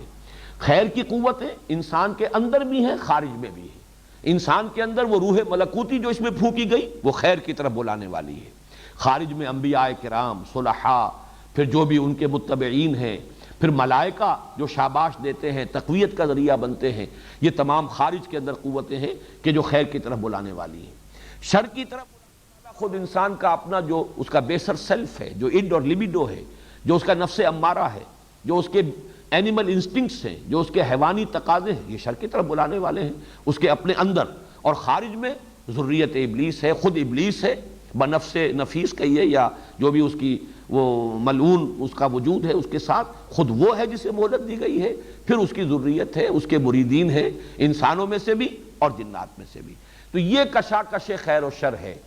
یہ ستیزہ کار رہا ہے ازل سے تا امروز، چراغ مصطفی سے شرار بولہبی، ہمارے اپنے اندر بھی وہ خیر و شر کی کشمکش ہے، خارج میں بھی تمدن میں، تاریخ اصل میں در حقیقت انہی قوتوں کے باہمی کشاکش کا جو ہے وہ ایک اس کی داستان ہے۔ تو بعضکم لبعض عدو ولکم فی الارض مستقر ومتاع الی حین، اور زمین میں اب تمہارے لیے مستقر ہے، جائے قرار ہے، یہیں تمہیں ٹھہرنا ہے، یہیں آباد ہونا ہے، اور برتنے کا سامان، ضروریات ساری زندگی کی ہم نے اس میں فراہم کر دی ہیں ایک مدت معینہ کے لیے۔ فَتَلَقَّى آدَمُ مِن رَبِّهِ كَلِمَاتٍ فَتَابَ عَلَيْهِ، یہ مسئلہ بھی سورہ اعراف میں تفصیل سے آ چکا بےایمانی کہ سورہ اعراف جو ہے ہجرت سے پہلے نازل ہو چکی ہے، تو قرآن مجید میں جب یہ صورت نازل ہو رہی ہے اس سے پہلے یہ مضمون تفصیل سے وہاں آ چکا، اسی لیے میں نے عرض کیا کہ 6 مقامات پر یہ مضامین، کہیں کوئی مضمون زیادہ تفصیل سے، کہیں کوئی مضمون زیادہ تفصیل سے، کہیں ابلیس کا چیلنج زیادہ مفصل آیا ہے، کہیں ابلیس نے جو تکبر کیا اس کی پوری وضاحت کر دی گئی ہے، کہیں آدم کی تخلیق کا تذکرہ بھی ہے، جنات کے تخلیق کا تذکرہ بھی ہے۔ تو یہ 6 مقامات جو ہیں مکی صورتوں کے، سورہ اعراف، سورہ ہجر، سورہ بنی اسرائیل، سورہ کہف، سورہ طٰہٰ، سورہ صاد، ان میں یہ مضامین آئے ہیں، ان کے تقابلی مطالعے سے یہ ساری باتیں جو ہیں منکشف ہوتی ہیں، یہاں ان کا خلاصہ دیا جا رہا ہے۔ وہاں ہے کہ ایک ندامت کا احساس حضرت آدم میں پیدا ہوا، خطا ہوئی ہے، غلطی ہوئی ہے، اور یہی احساس ندامت ہے جو اللہ کو بہت عزیز ہے۔ موتی سمجھ کے شان کریمی نے چن لیے قطرے جو تھے میرے عرق انفعال کے، تو اللہ تعالیٰ نے الفاظ خود تلقین فرمائے، وہ احساس ندامت پیدا ہوا آدم میں،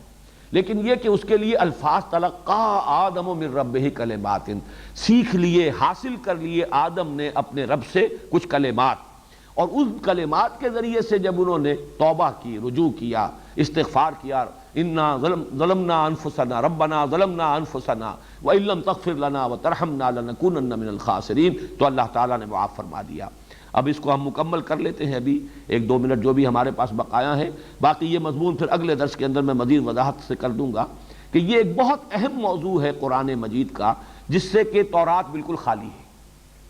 اور تورات کے خالی ہونے ہی کے سبب سے وہ پیدائشی گناہ گار ہونے کا تصور جو ہے وہ عیسائیوں کے اندر موجود ہے کہ انسان پیدائشی طور پر گناہ گار ہے۔ حضرت آدم سے جو گناہ سرزد ہوا تھا اس کے اثرات نسل آدم میں چلے آ رہے ہیں۔ قرآن نے سورہ اعراف میں بھی اور یہاں سورہ بقرہ میں بھی واضح کر دیا، فتاب علیہ، اللہ نے ان کی توبہ قبول فرما لی۔ اللہ اپنی تمام عنایتوں کے ساتھ ان کی طرف پھر متوجہ ہو گئے، تمام عنایتیں اور رحمتیں اور شفقتیں حضرت آدم کے شامل حال ہو گئی۔ انہوں نے اپنی خطا کا اقرار کیا، اعتراف کیا، توبہ کی، رجوع کیا، استغفار کیا، اللہ تعالیٰ نے ان کی توبہ کو قبول فرما لیا۔ اس کے بعد دہرایا ہے، یعنی جنت سے، یا جو بھی آزمائشی جنت تھی، یا وہ جنت خلد ہے، یا جو بھی آسمانی جنت ہے، اس سے نکالا جانا جو ہے وہ اس گناہ کی وجہ سے نہیں ہے۔ گناہ کی وجہ سے تو وہ کیفیت جو جنت میں ان کی تھی، ان لک لا تجوع فیہا ولا تعری وانک لا تظمأ فیہا ولا تضحی، اس کیفیت سے، یا جو عریانی نہیں تھی، کوئی جنتی لباس تھا جو دیا ہوا تھا، اس سے محرومی، وہ ہے کہ جو اس کا نتیجہ نکلا ہے۔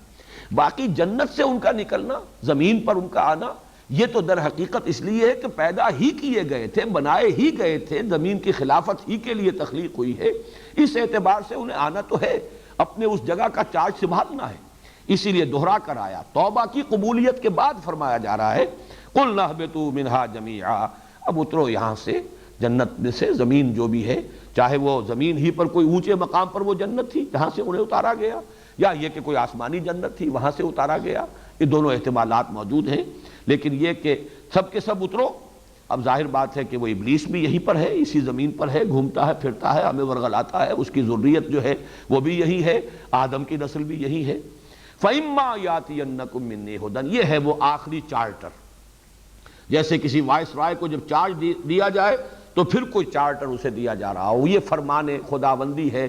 آدم اور ذریت آدم کے لیے۔ فَإِمَّا يَأْتِيَنَّكُم مِّنِّي هُدًى، تو جب بھی میرے پاس سے تمہارے پاس ہدایت آئے،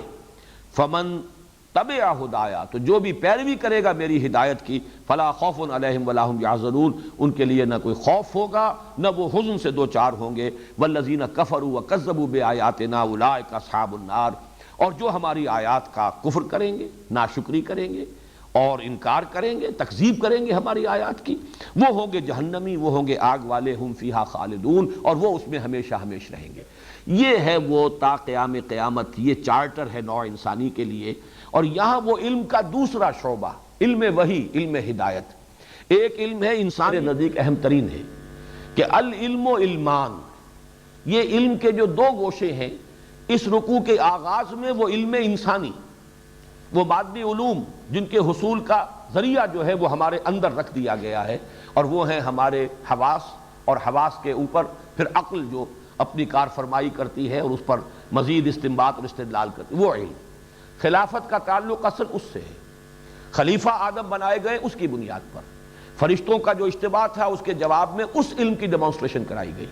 لیکن دوسرا علم ہے علم ہدایت، وہ ہے کہ جو پھر مکمل ہوا اس قرآن پر، یہ اب الہدا ہے، ہدن آتی رہی، ہدایت آتی رہی، جیسے جیسے انسان کا شعور کا ارتقاء ہوا، جیسے جیسے انسان کا تمدنی ارتقاء ہوا، جیسے جیسے انسان کے ذرائع رسل و رسائل بڑھتے چلے گئے، اسی طریقے سے اس ہدایت کے بھی ارتقائی مراحل اس نے طے کیے۔